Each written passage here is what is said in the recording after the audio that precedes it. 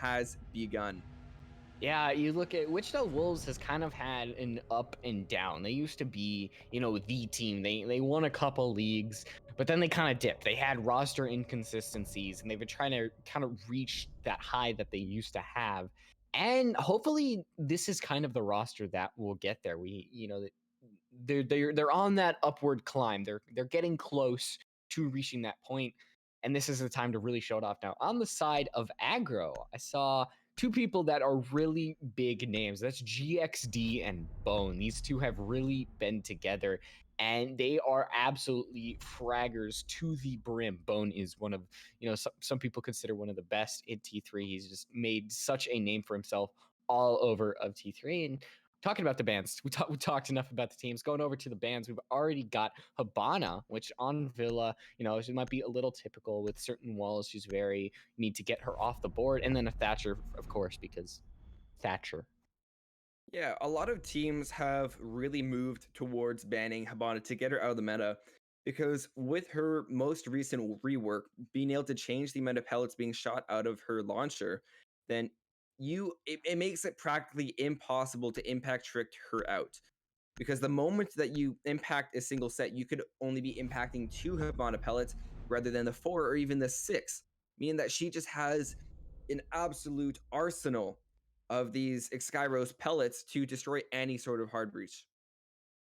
Yeah, and that's just something that I think was definitely needed because Habana having to do 6 for possibly like a castle barricade or something like that was just something that seemed a little unnecessary. Getting her off the board was very interesting. And same with the Valkyrie in the mirror. That's very typical Villa ban. This is kind of like a very not a unique set. It's very what we've seen. This is time as again. standard cut and dry as it gets for our ban, but this is what it's going to be: Aggro, Wichita, Villa, and a trophy and statuary is going to be the first place that we do battle. And I'm really looking forward to this. I know Wichita is looking to make a name, but we also are going to have to remember and take into constant consideration that this is not their map pick. Their map pick is constant. Everything that they do here is working against the extra preparation that Aggro could have on this map.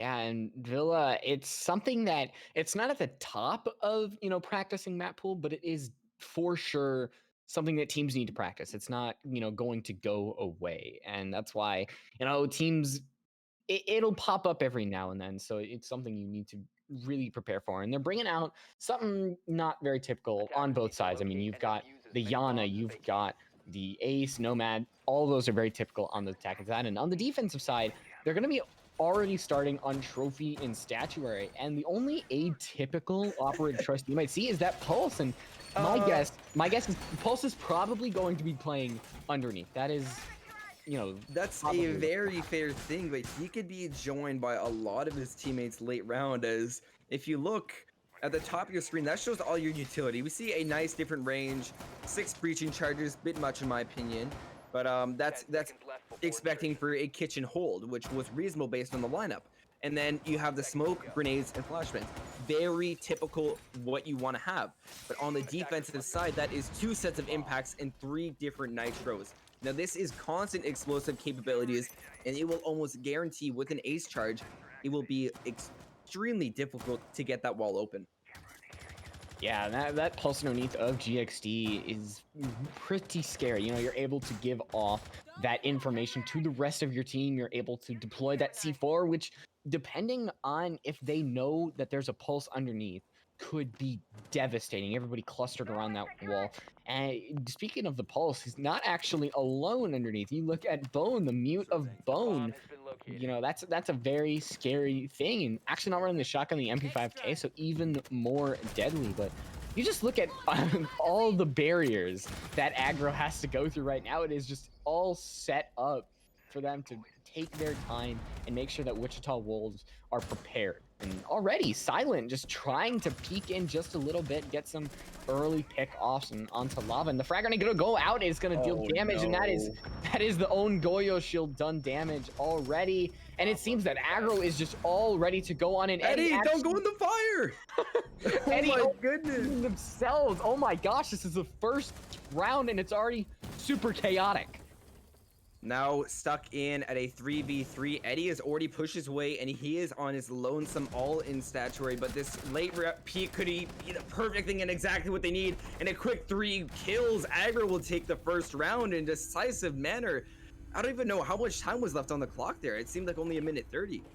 Yeah, we seemed to blink and it seemed that the round was over, but honestly, that's a very good job of Aggro and especially Silent calling out the lack of people in the site. You saw Bone and GXC were underneath and they weren't able to help onto the site. So by the time that information was given off, they just had to run and just did not have time. So good job on Silent, and then the frag grenade going through and definitely making sure that the entry was there, blowing up the Goyo shield, getting rid of the Maestro, almost killing the Yana of Eddie in process. But Aggro, they're winning their first round, starting this off with a very aggressive and strong round. Yeah, and it's going to prompt a site change for Wichita. Is they're going to be going for more of a hold inside of, this is now Planes and Games. I like this change in pace. You haven't heard that before. I've never heard that. That's a really no good way you haven't heard that. Well, what do you have inside of Aviator? You have Planes, which is I know that, but just one like, syllable compared to Aviator. It's such a long thing to say, but I cannot take credit for that. I believe Fellow the caster, and I know I'm not supposed to mention his name because then he will appear, but I kind of want Fellow to appear. It's always nice to have him. Amazing guy to work with, but he is the one who originally showed me Planes and Games, but it is actually very big. It's been on the come up in the community. So if you're looking for make you sound smarter, don't call it Aviator in Games or Aviator bar. Just call it Planes and Games. It's easy as that.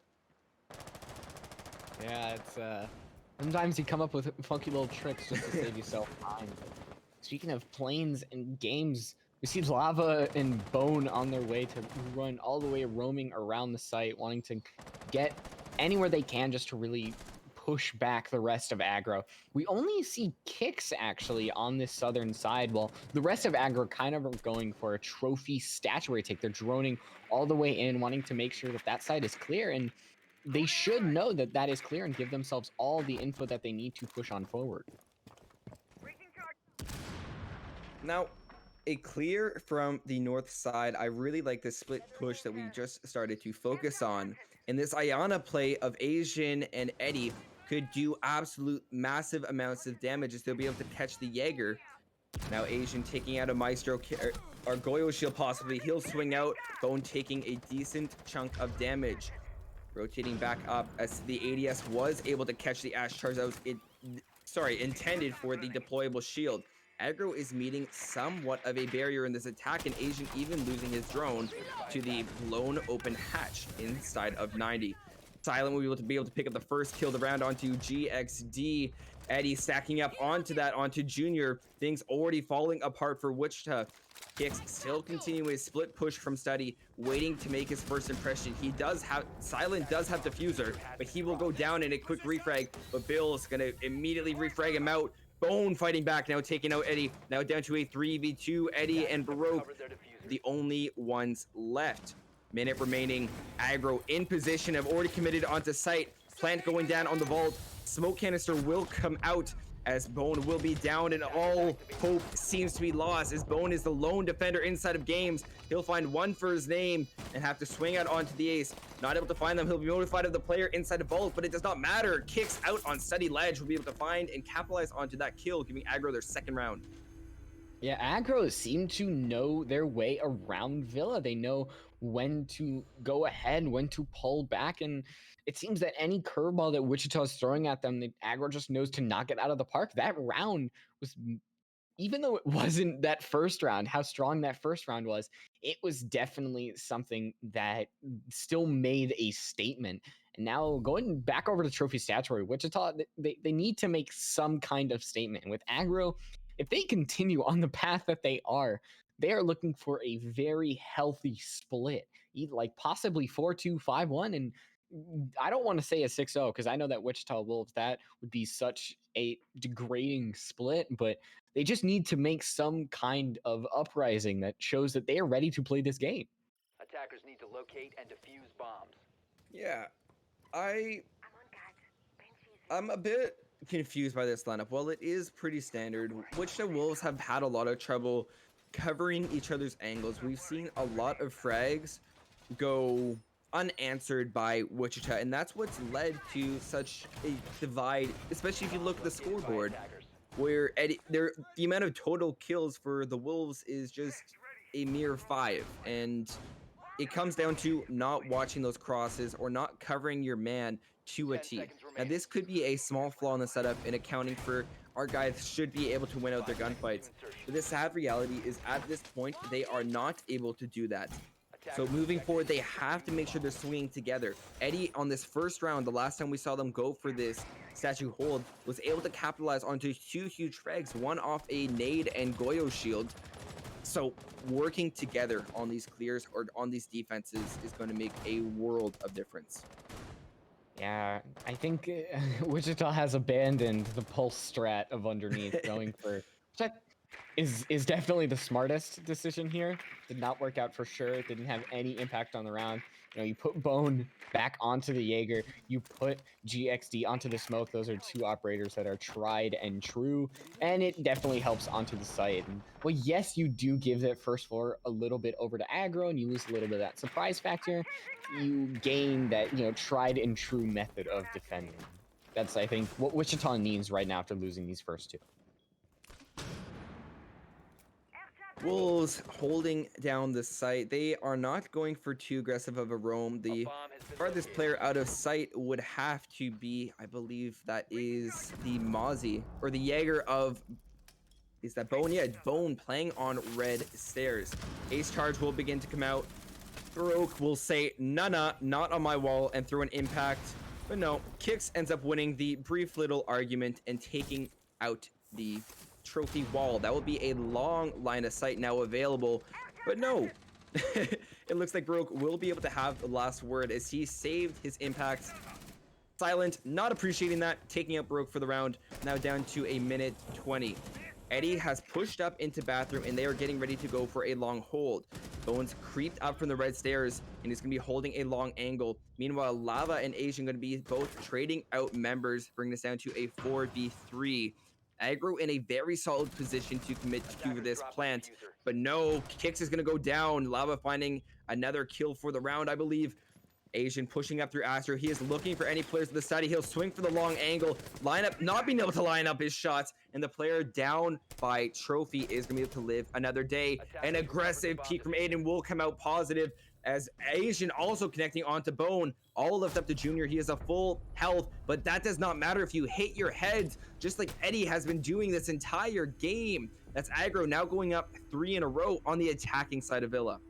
God, they are really taking their own name to heart. Aggro, they are being so aggro right now, especially Eddie. You see that G36 with the angled grip, they're just swinging these angles and winning them time after time again and giving themselves such a big advantage. And I mean, not saying that Eddie is the sole reason that they're doing great, but Eddie is just keeping them really forward. They're destroying any chance of coming back. They're destroying any chance of Wichita bringing these rounds back. And it seems that going down to kitchen really is their last ditch effort at bringing this one back and definitely helping themselves here.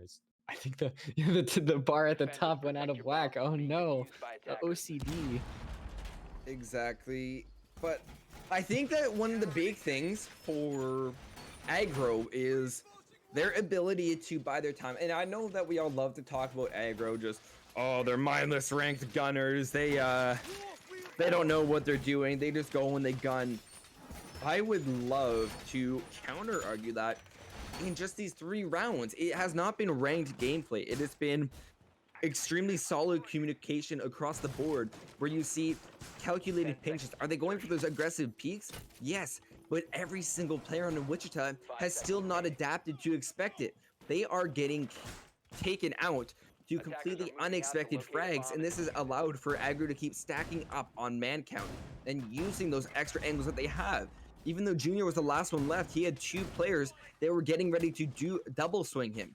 This is not just mindless ranked gameplay. This is exactly what you want comp to be. It is a role model attack of just completely disabling your opponent's defenses.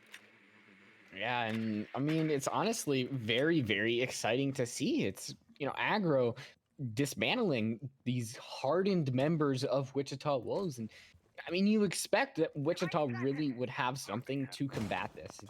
If not this round, then something has to come back for these rounds after that. Maybe after the split, I don't know, but their backs are against the wall, and you really don't want to corner a wolf because they've got fangs. And right now, Wichita is definitely cornered, but will they be ready to bite the hand of Aggro, or will they just whimper and run away?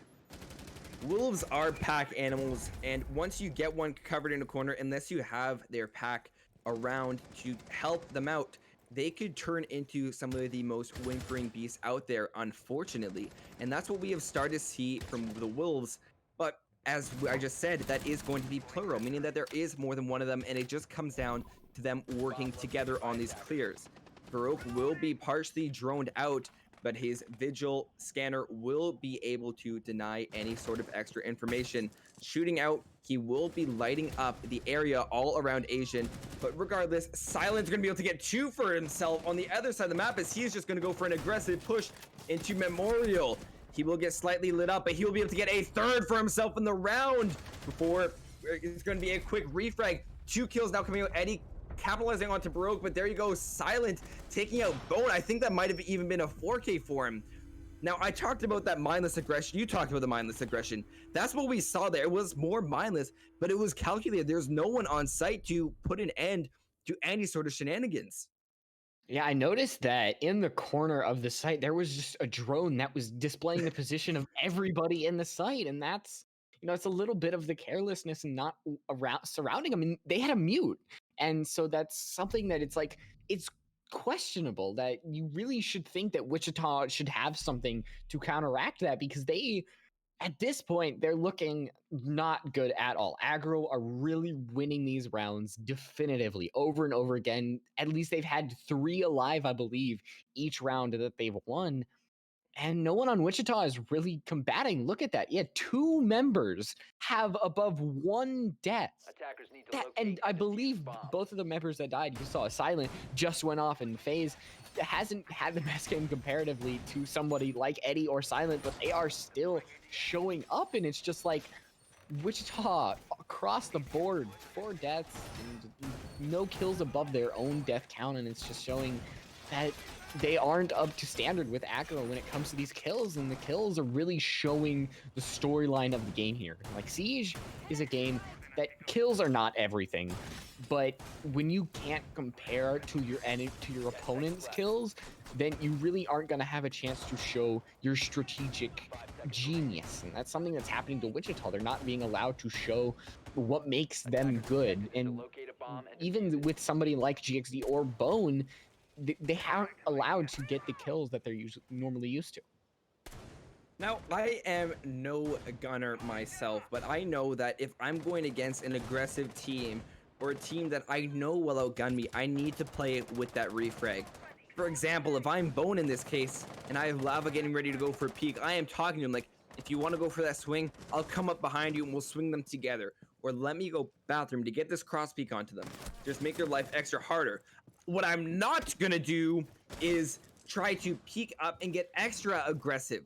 Losing some damage, I still have 2 impacts in my pocket. Not what you want to do. It could be a net positive kill, but for a team like Aggro, that is what they do. That is their signature move. So if it's your signature move, what are you going to expect the other team to do? Oh, wait, exactly that. So with them having the extra preparedness, you need, and it is absolutely imperative that you have someone pushing with you. But regardless, Wolves did learn their lesson there. They did have both Bone and Lava escape with their lives, so they'll be able to survive another day. But nope, Silent likes to just shut me up and just prove me wrong, because he'll be able to relegate Lava to the bench. Now this quick aggressive play coming out once again. Nitro being ripped at the 1 minute and 30 mark, extremely early, but it will be able to down Silent. Junior finishing off that kill. A very early commit. Bone and Junior fighting back. Asian gonna get a quick refrag for his team, evening back out at a 3v3. player on 90 will be able to stand up on top of the box and light up Baroque, playing behind the game's shield. Asian is going to be the player swinging up. He's going to be even more lit up as his position has been completely compromised all the way down to 10 health, and impaling any of that toxic gas is going to kill him. Another thing that will kill you is a Zofia blast to a down player. Down goes Bone. 1 minute remaining. Eddie pushing in with Diffuser. He is looking to go for this plant. C4 going out won't be successful. Junior will even be picked off because of it. 1 toxic bait remaining, but no phase bills collecting onto Broke. Aggro looking absolutely unstoppable.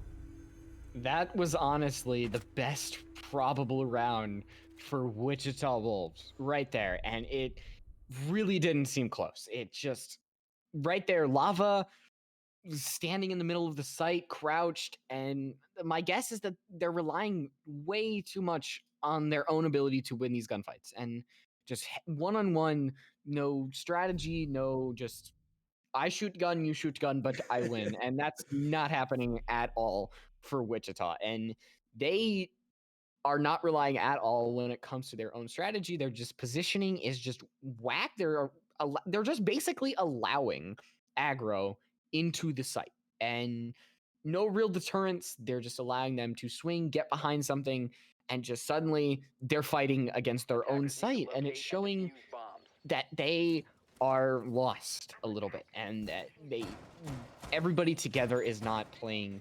They are honestly being the rank stars right now. Wichita. Yes, I would agree with that. Wichita that is honestly going for frags, not relying on their own self, not relying, or they're not relying on others. They're relying on just their ability to peak and win the gunfight, and it's absolutely not happening. It's not winning them gunfights at all, and it's just Aggro is honestly gonna probably win this 7-0.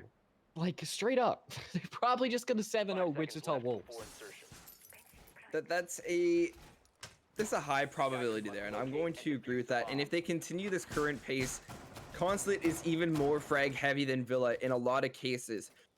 So unless Wichita has some next level strats that they're going to be pulling out on that map, I'm not expecting too much of a change. Now, GXD is going to be playing downstairs, but he is going to have the assistance of Bone. 2 players with the Nitro. MP7 is a gun that we have seen be able to come alive and just really any opposition. But the real question is, are they going to work together, or will it be that same single-sidedness flurry of single-sided pushes where you have a lot of staggeredness? But regardless, we're going to see Eddie swing right into Statue, but Baroque is going to shut it down very early. Bill's going in for the refrag, deciding that is not the move and rotating right off to hold down red stairs.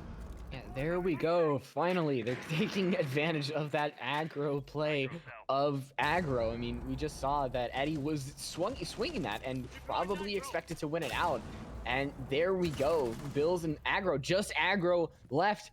And now Wichita Wolves, the last round of the split, go flawless and show that something is happening. Something is going on inside their minds. And it's a 5-1. Aggro just has to win 2 more on their defensive side now to win this map.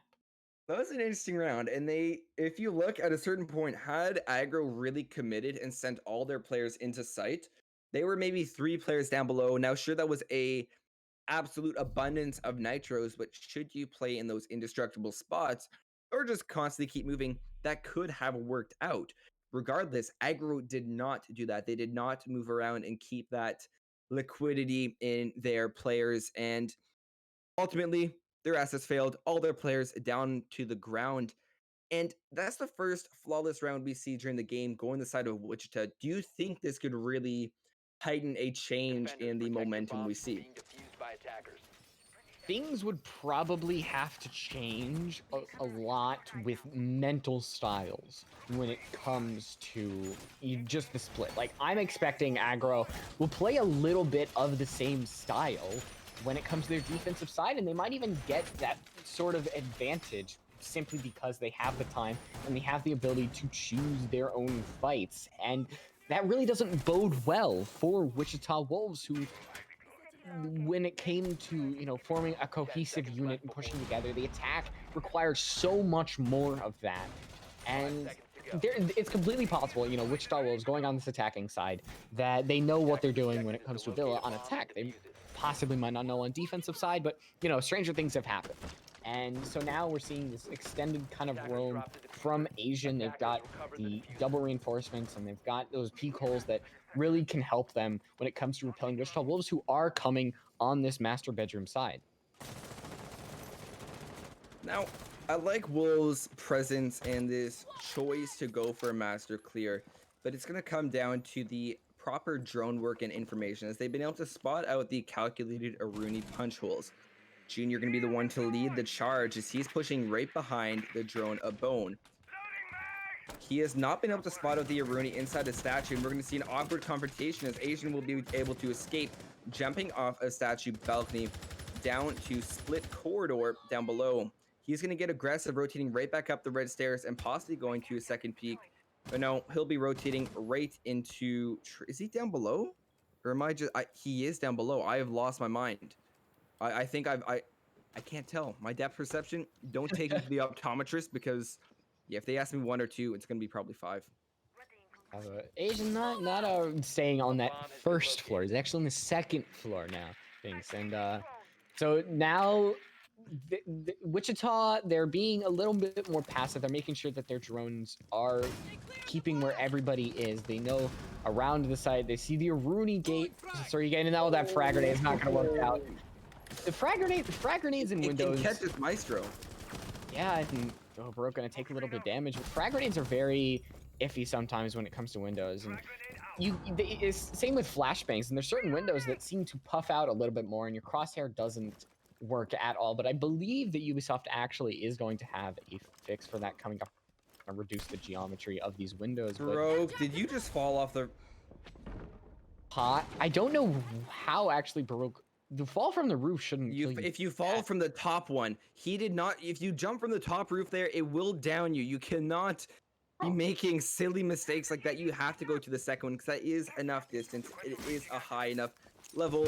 A drone will be used to burn out the Aruni gate, as a partial commit will come out, but a double C4 kill from Eddie, taking out both Junior and Baroque. Meanwhile, GXD on the other side of the map is going to be able to take out one. But things are looking quite grim as Silent collects onto his second for the round. Now, all left up to Bone. He'll be able to net 1 kill on 90, but that will alert all the remaining 3 defenders of his presence. Bone holding down the angle, 15 seconds. He does have case, with the shots through the wall of bar will allow kicks to finish him off in the 7th round, bringing Aggro up to match point. Aggro just seemed all too prepared for this match, and we saw right there that things don't really seem to change no matter what side Aggro is on. Defensive, offensive, they are in control, and Wichita Wolves seem to they are definitely a whimpering wolf right now compared to a biting back wolf. And we might be looking down a 7-1, which people are not prepared for that. People have expected that Wichita Wolves have some bite to them, and perhaps this isn't just their map. Perhaps they are looking for something else, and going on console, it really should help them more. But it seems that it isn't just the map, but it might be, and so there might be a singular chance that it's just Villa, that they're not prepared for Villa. And but it's still Wichita Wolves going down 1-6, and a team that is like that has all these great members on them, should have something to back them up. And Aggro going back over to trophy stats, where you have defensive sided map. Look at all those C4s in the pocket of Aggro. You look at Eddie, who has hit that double-digit margin, and Asian taking a... What the heck is going on with Asian there? I think he just wants to take a nap. I think he is tired. He's gotten 4 kills, 3 assists, 3 deaths. It's a full day for him. It's been a long one. Just maybe take a quick nap. And next to Gramophone, that thing spits out some fire tunes. I gotta say, if I was in his position, I'd be doing the exact same thing. And now he's gonna resort to his next job. His break is over. He's gonna be looking for the heartbeats of Wichita to deny them. Meanwhile, it's going to be a full 5-man frontal approach from this study side. This will prompt Eddie to rotate down through piano to get ready for a C4 play. Because for people who forgot, we saw that on the side of Wichita, the Malusi was taken with impacts, but no, Eddie is going to be opting to use the C4 as he does throw it up. Meanwhile, Bill's collecting onto Junior. That's your Ash off the board. Although he is your fragger, he has not been able to net too many positive kills. Baroque, though, being able to get that late refrag, but Eddie's C4 will be able to find Lava, and that's going to make the things even more dire as both of your soft destructors of Zofia and Ash are now off the board. Yeah, Bills, that was just funky seeing that one tap peaks from Bills. They were able to find Lava and actually did a decent chunk of damage to Baroque. Probably enough for about a couple bullets from any gun from Aggro, barring perhaps the SFG-11 should take them out. And oh, gonna be able to take out Silent GXT. You're able to even up the man count, but you've got a lot to go. Both you and Baroque are going to be on that lower HP bone. Having 3 flashbangs in the pocket, they do locate the Banshee on the floor, but can't take the same aggression that we saw from Aggro on the same side. So just think, Aggro had like a built-in indicator. How not to be, oh no, the C4 should claim bone. Goodbye. Oh no, that is, and off the board goes your soft destruction. It's just Bone and Barak trying to defend against the rest of Aggro, and it's going to be really challenged. A bomb has been located. Now, things are not even remotely clear for Wichita. With both Bone and Baroque, they have next to no options. Nade will go out and actually be able to connect onto kicks. Where is your ADS? But Pulse is gonna be able to line up Asian with 2 huge kills to round off this first map of Villa. Aggro winning it in decisive manner, 7-1. Boy, that is a beatdown right there, and especially lining up right there for Asian. It's just, that is a story right there, and you see that Asian showing up as the MVP there. Honestly, everybody on Aggro absolutely did work. You see the kill count there, and it's Eddie hitting 11, Silent just 1 off, and everybody together formed to just absolutely beat down on Wichita Wolves, to be honest. Yeah, it is highly unfortunate and not what you like to see. But at the end of the day, that was Villa and it was Aggro's map pick. So we're going to be hitting you guys with a small 3-minute break. And when we come back, you guys are going to be able to see Consulate, Wichita Wolves map pick. So I'll be seeing you guys very soon.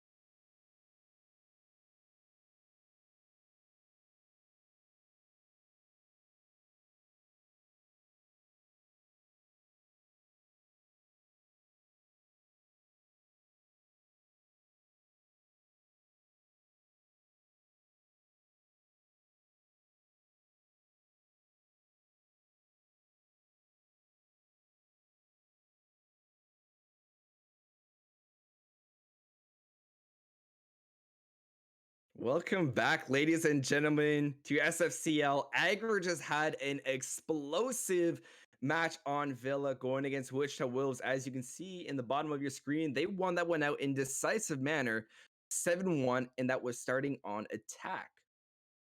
Yeah, and right now going over to Consulate. This is a map that really isn't played all that much, and it was Wichita Wolves' map pick. So if they really want to catch somebody by surprise at a time like this, it is Aggro. Going down that hard on a map that they honestly should be prepared for is something that you really don't see all too often. So Consulate can really be the time to turn the tide, and Consulate, with its crazy kind of squareness and its certain sites, you've got basement and you've got some teams, lobby press, you've got archives, that split level site, which C4s are an abundance. We have seen great C4s, but they're not on the side of Wichita Wolves. They're on the side of Aggro with Eddie. We saw I think 3Ks or 2Ks with those C4s, and they were able to absolutely explosively get some kills onto Wichita Wolves. So it'll be very interesting to see how the first couple rounds go, to see whether Wichita Wolves has any chance of fighting back here. Now, the Wolves demonstrated a solid capability of holding an angle and trying to get aggressive, but they needed to oftentimes buy their time in order to force Aggro to have to get that plant, putting them in a vulnerable position. Now, when they caught Aggro off guard on the one round that they did win was when Aggro really pushed up and got extra aggressive. They were able to net themselves a plethora of free kills at the start, giving them, I think, a 5v3 advantage. And they continue to push up on that. Even though they had three different players off site, they capitalized on their C4s that round. And ultimately, they won it in decisive manner, making it the only flawless round of the game. Yeah, it's very, very surprising that the only flawless has gone to the team that is really down these matter of rounds, but it shows that Wichita Wolves, they have the power to absolutely combat what Aggro is throwing at them. It's just a decision of, do they want to, can they, and when is it going to happen? And sure as heck didn't happen on Villa. And we saw, some great Maestro play. We saw some great Jaeger play from Bone. Bone, I believe, was actually the only one who went close to positive, getting near that 0.1 KD, or excuse me, 1 KD, not 0.1 KD. That's a very bad KD. You definitely don't want. But, we look towards these fraggers on Wichita Wolves, and they aren't doing as well as, we expect them to. Now, as we are hopping into our game once again, Aggro having the man advantage. This is going to be Consulate. Wichita Wolves map pick Aggro once again, starting on that attacking side. Map it. We're going to see operator bans. Now, a solid set of ops on this map. You normally see that Thatcher off the board, occasionally a Nomad, or probably one of the hard reach in the form of a Habana, Ace, or Thermite. But regardless, first ban, there you go, Nomad off the board from Wichita, which is quite interesting. This will force Aggro to have the choice of, all right, so we could have Thatcher on the board if we have another op in mind that we want to take off the board. Now, this interesting predicament causes a lot of teams to leave Thatcher unprotected, and this could be exactly what Wichita Wolves want. Yeah, Thatcher is on Consulate is very important sometimes because of that one wall, and that's the basement wall. And that garage wall, you can go into piano, take out the charges there, but it forces them without a Thatcher to just risk themselves a little bit more. They have to clear out that first floor, go into piano, take those out, be wary of any roamers that might be on that second floor, hiding in the bathroom, something like that. And it changes a lot of things. And Valkyrie's obviously a very typical ban on Consulate. Her throwing her cameras outside is absolutely a hellscape for any attacker, and taking her out just makes it that much safer. It makes it so you don't lose her black eye cameras into the trees of Consulate, and it makes it so there's at least one Good less quality C4. of life right there. And Wamai being our final ban, and this means that Mira has made it through the ban phase, as well as Meister, two extremely powerful operators on Consulate, and that gives Wichita and Aggro, but primarily Wichita, because they are going to be the team starting on this defensive side, where Mira is almost applicable for every single site.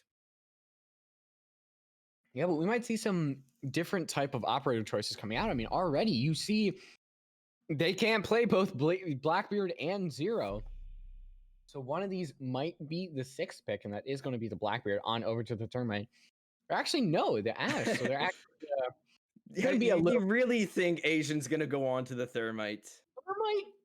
His fragging power is not bad. You can actually be a very good frag fight because of his ACOG, because of his very low recoil that his gun gets.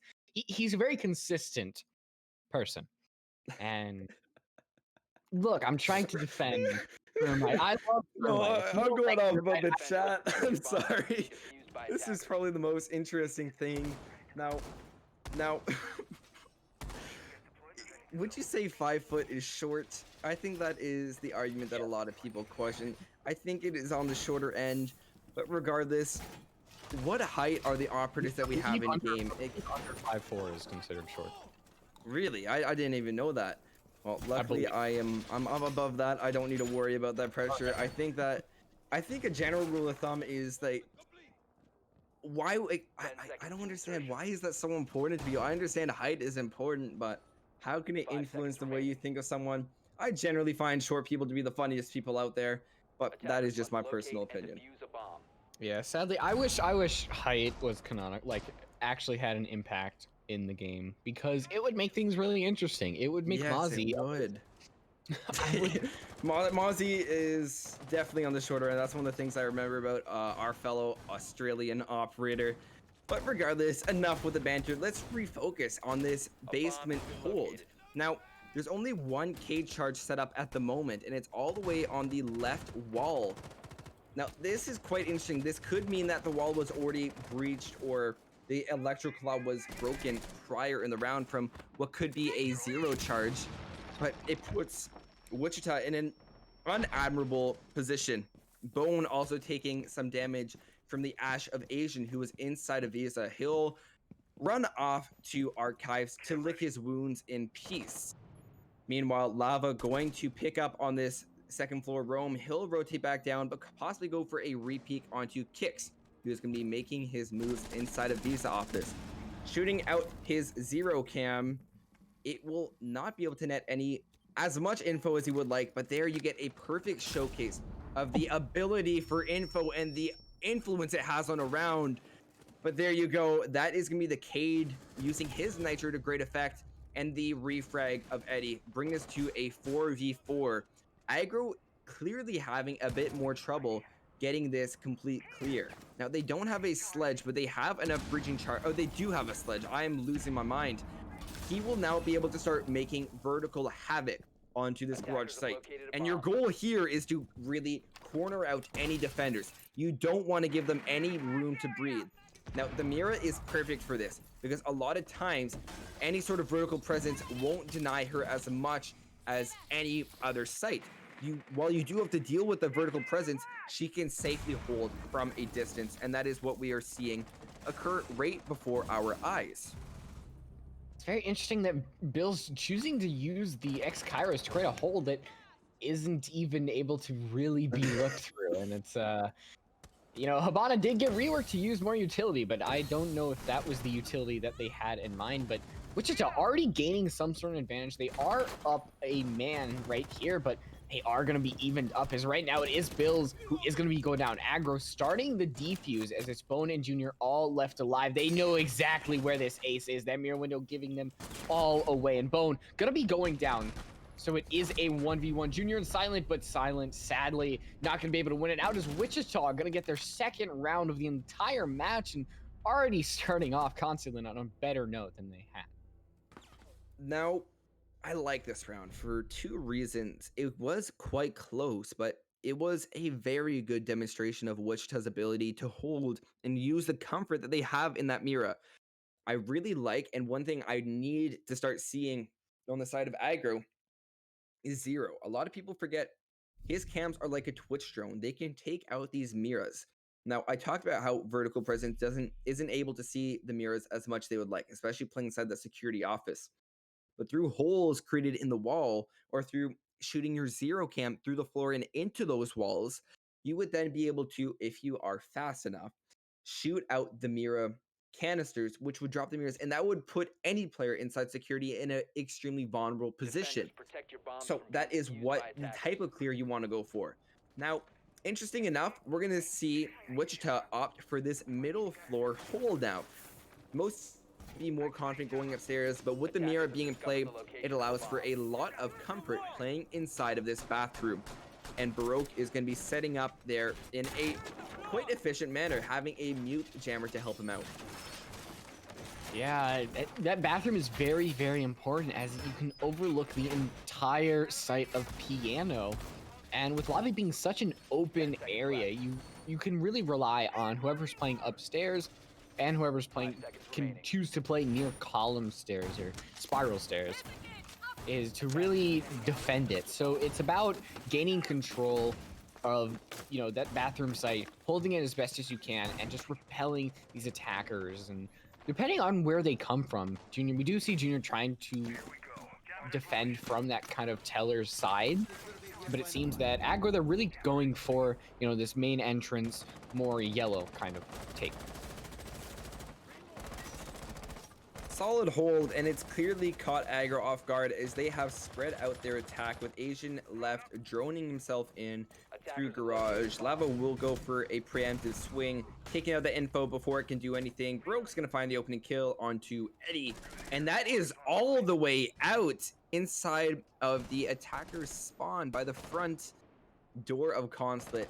Not what you want to see. He still had a drone in his pocket, and it's going to heavily harm the drone economy of Aggro. This will leave them to their raw fragging potential, which we know they have. But with all these pre-placed holes from the Wichita Wolves, we're seeing a lot more preparation than our previous game. Yeah, it seems at Wichita, they definitely know what they are doing on Consulate. They're prepared for it, and they're exploiting Aggro, who probably is not as prepared. And so Aggro really relying on their frag potentials. Oh, I think Kicks barely might have missed something to get there, but Uh-oh. and that's sometimes that's just the first rule of Rainbow Six Siege. When you look away, they always peek. That's just how it is. That's how it is. And no matter how long you think you have to hold it, like, I'll hold it because I know what's gonna happen. The moment your patient lets up, it won't work.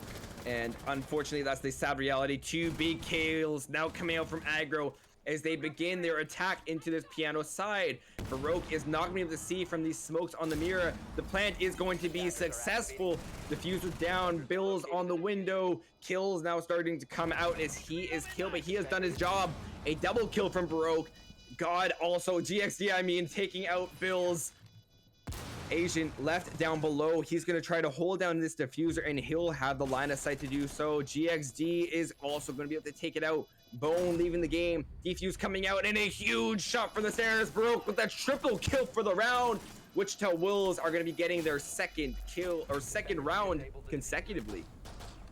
How are we gonna see a completely different side of Wichita Wolves? And instead of Aggro taking it all the way, it's gonna be Wichita Wolves going on that extremely long round streak. We gotta wait for Bone to get back in there, an extremely important member of Wichita Wolves. So we can talk about what is happening right now. Aggro, they got the diffuser down. What happened? Well, you see, that diffuser went down in a spectacular fashion, a very good use of smoke grenades by the ace of Silent. And that really showcases just the ability that those smoke canisters have. And I want to highlight really quickly, this is completely off topic, but my ADHD just, I would not be able to not live without saying this. Quick reminder, Ace is losing his smoke grenades, so play like that will no longer be possible. So Ace losing that throwable utility is going to be absolutely huge and influential with it going to the Thermite. Especially on a map like Oregon, plays like that will no longer be as possible. But in that post-plant scenario, we saw a lack of aggression from Aggro. They actually overextended, and as they were trying to rotate back, once they had that plant to have a comfortable position, they got caught lacking, Silent falling, as well as the peak from GXD outside of the main door. It's just a very clear bloodbath with the Wolves coming out on top at every single point. And Mira, an absolute pivotal point in each of these defenses, with us going to Archives and Tellers next. Yeah, Archives and Tellers really could. Might be the best chance that Aggro has at winning. Wichita going to Archives Tellers, they know that C4s are going to be very, very important. Obviously, they're bringing 4 right now. The only one not being the Maestro, and we could see possibly a 6-pack. I don't know if we will, simply because Maestro is a very, very important operator. You know, he denies that utility, gives information over to that defense, has an amazing gun, got a shotgun secondary, impacts. He might have replaced Mozzie as one of the best operators overall, but since Mozzie did lose that secondary shotgun. But Attackers now we need to go on locate over and to defuse the the split bomb. level site, one of the only in the competitive map pool. Now, I'm not gonna lie, as soon as you mentioned Mozzie's Super Shorty, that was just pure nostalgia for me. I loved to absolutely shred walls, have the nitro in order to go for denial. Mozzie was a force to be reckoned with. And although he did see a dip in his pick rate, he has still managed to stay relevant because of the denial of drones he has and 10 just seconds having to 2 insertion. very strong primary weapons. The Commando and Roni are 5 both seconds guns to left be in the reckoned quarter. with most players actually opting to pick the Roni because it does have that Attackers' objective is to locate 1.5 a bomb and and it defuse will it. absolutely shred at any range if you do hit your headshots. Yeah, the Pizza and Roni, it's got a tiny mag size, but man, does that thing have a great rate of fire. Great. You can use that 1.5, but it also has the Vertex sight that did get released, I believe, with his update back in Burnt Horizon. Man, Oh, the that was... Razor Hollow? Is that what it... I believe it's actually called... Isn't it called the Vertex Hollow? I don't know. I remember them. I think I saw in the patch note it is a Razor Hollow, and I can't remember where the name came from, but that's what I remember for it. Regardless, Bills, top of the yellow stairs, he's already going to be exerting pressure onto the press room, but it does not matter too much since this is not where the site is. It's just a momentary blockade that Aggro will have to push into. They will be able to spot their first opponent of Bone, who is playing upstairs inside of Break Room. They have a mirror set up, but this mirror will not be able to benefit them if they are pushing from the opposite side. Junior getting aggressive on these spiral picks. We saw that Wichita Wolves were not as proficient with their angles in the previous map, but now it is clear they are using every single one to their advantage on Consulate. Yeah, they're finally coming to be the fraggers that we know that they are. And Asia gonna lose that duel against Lava. Sadly, headshots are always going to win in this game, but luckily, Bills is going to be there for the refrag and Eddie as well. And right now, they suddenly have control of the mirror window that leads out to nobody. It's just Baroque left in that office trying to get something as just outside of break room. Bills going to slip away for now. As we might see another engagement. There we go. Baroque going to be able to find one, not going to be able to find the second, as Kicks is going to be there for the refrag. C4 gonna be getting nothing there, as it's just a 3v2 aggro, having the man advantage there, as especially they find Junior. It's just GXC left and they know exactly where they are. GXC not in a good position, especially for a clutch. Shots being fired all around, and he'll end up with a round to the head as Aggro find their first round on the tertiary bomb site of Wichita Wolves. Yeah, I mentioned that this might be the best chance that they have at winning this round, and it was. We saw that Wichita opted to really not go for a bottom hole. They opted to not go for an archives, C4 the floor. Instead, they opted to hold from above and look towards down, and then in the end wasn't the best. They lost control of office and just wasn't able to hold on to it, and that allowed for Aggro to gain their first round of the night on this map, of course. But we go back down over to the basement, and it seems that we're keeping what we have. We got the 0-0. We haven't really seen Zero. We've seen the cameras, certain cameras that Zero has put out, but we don't really know what advantages that those Zero cams get, because it's very hard as an outside spectator to see if they really gain any value. Attackers have located a bomb. I really liked what you said there with if they gain any value, and that's the problem with camps. You could set up the best Valkyrie camps, even though she's banned. You could set up the best Val camps, but if they don't push from that area, all they are going to say is that there's nobody here. Well, that can still be positive. It doesn't help you on the task at hand, that even when you know generally where they are, you still gonna have to take a gunfight eventually. And that's what's really been hurting Aggro. I think a lack of information and the angles that they have to hold on a map like Consulate. Although it's not their first time playing it in SFCL, the last time they played on it, they were able to win it. It's clear that there are a lot of holes in their attack, and Wichita Wolves have just showed an absolute change in preparedness compared to our first game and are just blatantly abusing it. Already, we do see that somewhat aggressive play that we saw from Aggro actually last map.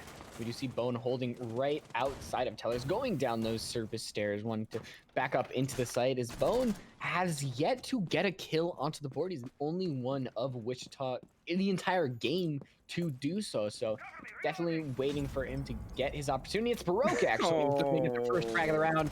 You see them staring at the dead body of Junior. They know unfortunate things happen in the line of fire, and that is the Moroccan man dead on the floor. Friendly fire. Not the optimal position now for Wichita, as this is a bomb site they've proven to be proficient on. Although it came down to a 1v1 in the previous round, they were clear blunders being made by the players on Wichita Wolves. Kicks setting up his Argus flank cameras. Meanwhile, Asian getting ready to go for a push onto bottom spiral, but he'll rotate right around. And this push from Aggro seems a lot slower than we're used to, as the refrag. Baroque is going to find his second for the round onto Silent next to his comrade as Junior. That is your ace off the board, leaving your only hard breach in the hands of Kicks. With that, I believe that is the secondary hard breach device. Meaning that it's going to be very hard to get that off, and with the wall already being open, leaves opportunity for an impact trick. Meanwhile, vertical control is firmly in the hands of Aggro, but the C4, Baroque getting his third for the round, looking for a fourth. He will find it. That is a quad kill for Baroque onto Eddie. Now you're wondering, why am I saying it's a quad when it only says 3 up on your screen? That's because he killed Junior. He's hunting for the 6-man ace.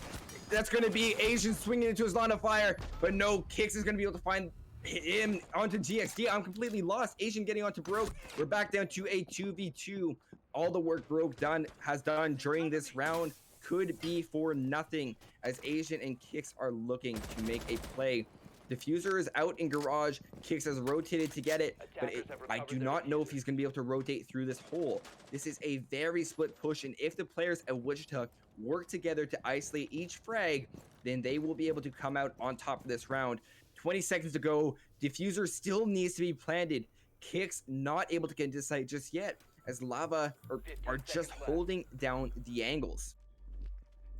And that might be the crux of, if this round goes to them, they are holding their angles. And as Lava takes out Kicks, Asian is going to peek that and go taken down by Bone. Wichita going for their third round on this map and still looking good despite the 4K coming out there from Baroque. Now, many people don't want to call that a 4K. I don't care what you say. He killed his own teammate. Unintentional or intentional. It's a 4K. I wish the screen on top, it'd be hilarious if the screen on top would say double kill after a team kill, but I don't think that's ever going to happen. Regardless, Wichita up 3-1 in decisive manner. I like it because that was a 4v5 that they managed to win out.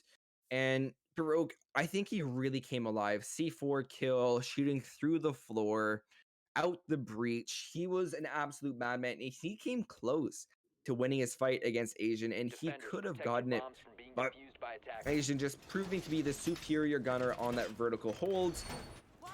Regardless, we're going to be going back to the tertiary bomb site rather than the middle floor. Well, honestly, both of these sites could be considered tertiary, both that main lobby piano and as well as tellers and archives. And that's for the simple reason that they are both not the most played. We oftentimes see teams go for the top floor hold of console office as well as meeting room. Yeah, console is a site at which technically everything is viable, but some you'll see more than others. We don't see a lot of teams go to that second floor. It's more of a great place to hold to defend a lot of these sites instead of just simply holding on to the sites, because there are so many windows that these attackers can come from. And I mean, that's why sometimes people call Consulate a window fighting simulator. There's so many windows that you have to look out for, and it makes it a very hard map. You don't know if an attacker can come from anywhere around you. Right now, we do see Bone upstairs. There's no windows where they can be shot from. There's no attackers around there, but they are droning them out, trying to find if they can hunt down the lone roamer up on that second floor. Now, if Bone can isolate a pick early on, it could very much benefit his team. Drone will be thrown out from bathroom. Bone will choose to bide his time, but will get immediately droned out. This will force him back into the press room, as well as meeting. Now, with the 3 players of Aggro closing in on him, the best he can do is rotate back to make his stand. Meanwhile, Baroque is going to be lit up severely down to 10 health in a confrontation with Silent outside of break room window. Meanwhile, Lava now being the player stuck inside of the bathroom, he'll rotate right out. Meanwhile, Eddie being able to take out Bone, that's the Malusi off the board, and Aggro having a very convincing rotate up. Meanwhile, Lava will get the refrag for his fallen companion. Asian hits the ground and he's relegated to the bench for the rest of the round. Silent on this rappel, he's going to start to make his move in. Lava looking to take out Kicks, but no, he will win his gunfight. And all 3 players on the side of Aggro are going to commit down to basement. I have not seen this before, and it will be positive because site is completely clear. Baroque will be able to connect onto Silent, leaving the remaining 3 players of Aggro all down in the basement. But oh no, that is Diffuser down. Baroque getting a double kill for the round. Bill's going to refrag onto him, now down to a 2v2. Diffuser down. All God GXD has to do is hold his angles. Bill's finding Junior. All up to GXD. He's going to swing. See the Zofia. Not be able to line up his shots. Rotating up. Sledge is going to narrowly miss him, but the call comes out. Through the wall will be Eddie. GXD falls. Aggro winning their second round. When I saw that diffuser, I honestly thought that might have been through the wall. It must have been communication on over to the Mira. She was in tellers, but once we saw that diffuser was outside, I honestly thought that was it. That there was no way that Aggro would have been able to come back. But winning it out on frags, that's what we've seen Aggro do time and time again.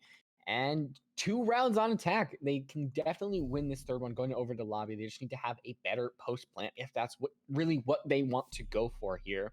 It's, that going for piano, going for taking from the top down, but it's not over for Aggro. They can definitely get the second one. We actually might have not saw a Mira, but Baroque, the Mira is too powerful. We have seen Baroque life after life tonight, and it's just too good not to go in the Mira. It's basically like saying, hey, I'll give you free information. Pick me. Nah, I think I'm going to go for a frag heavy op that's not going to guarantee me anything. It's just, it's nonsensical to not take this Mira on Consulate, and it makes it such a powerful position.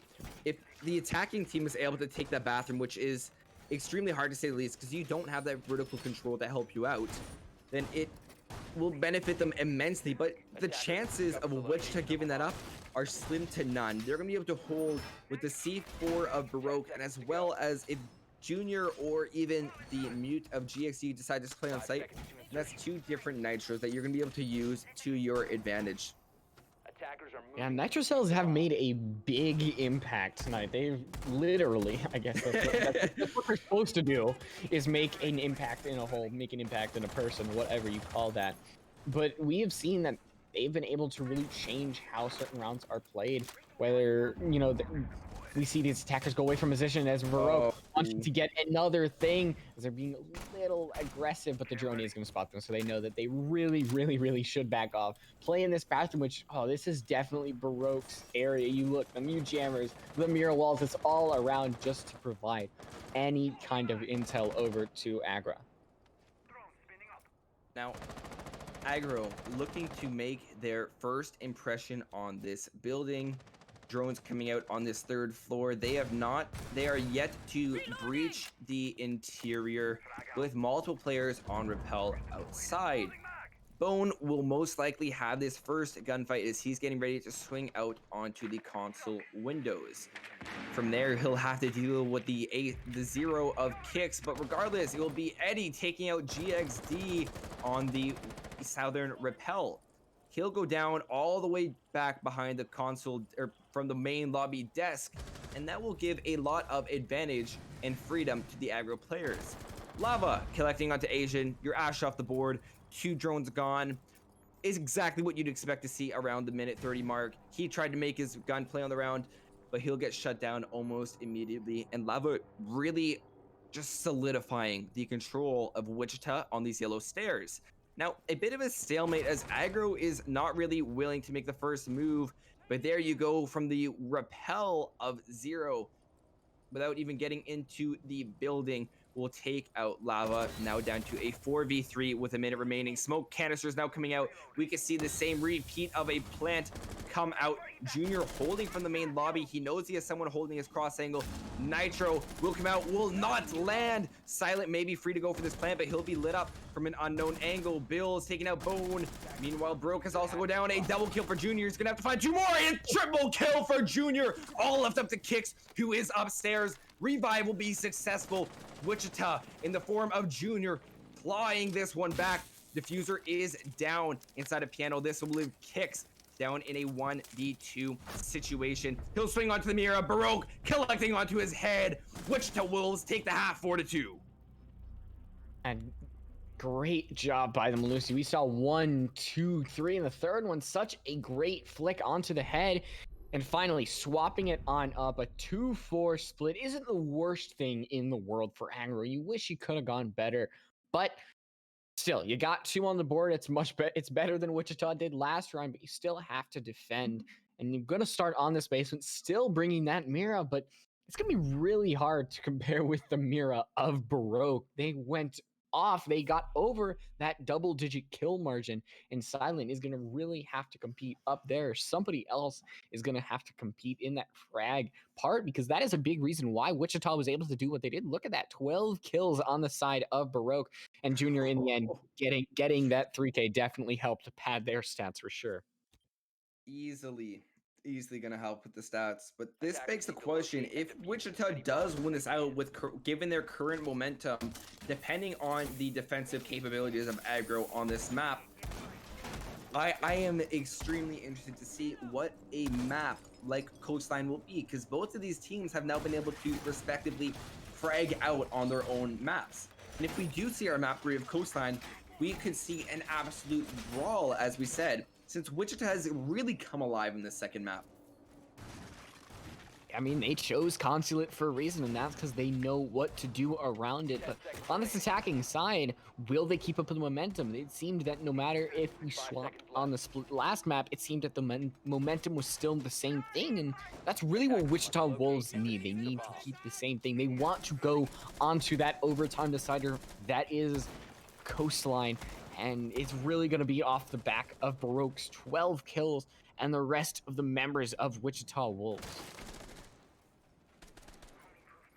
Now, 240 players of Aggro on defense. Wichita going for a standard push, and then we're going to see Junior being the first to breach the interior of admin office. He'll rotate aggressively into break room, leaving Asian, the roamer, inside of tellers.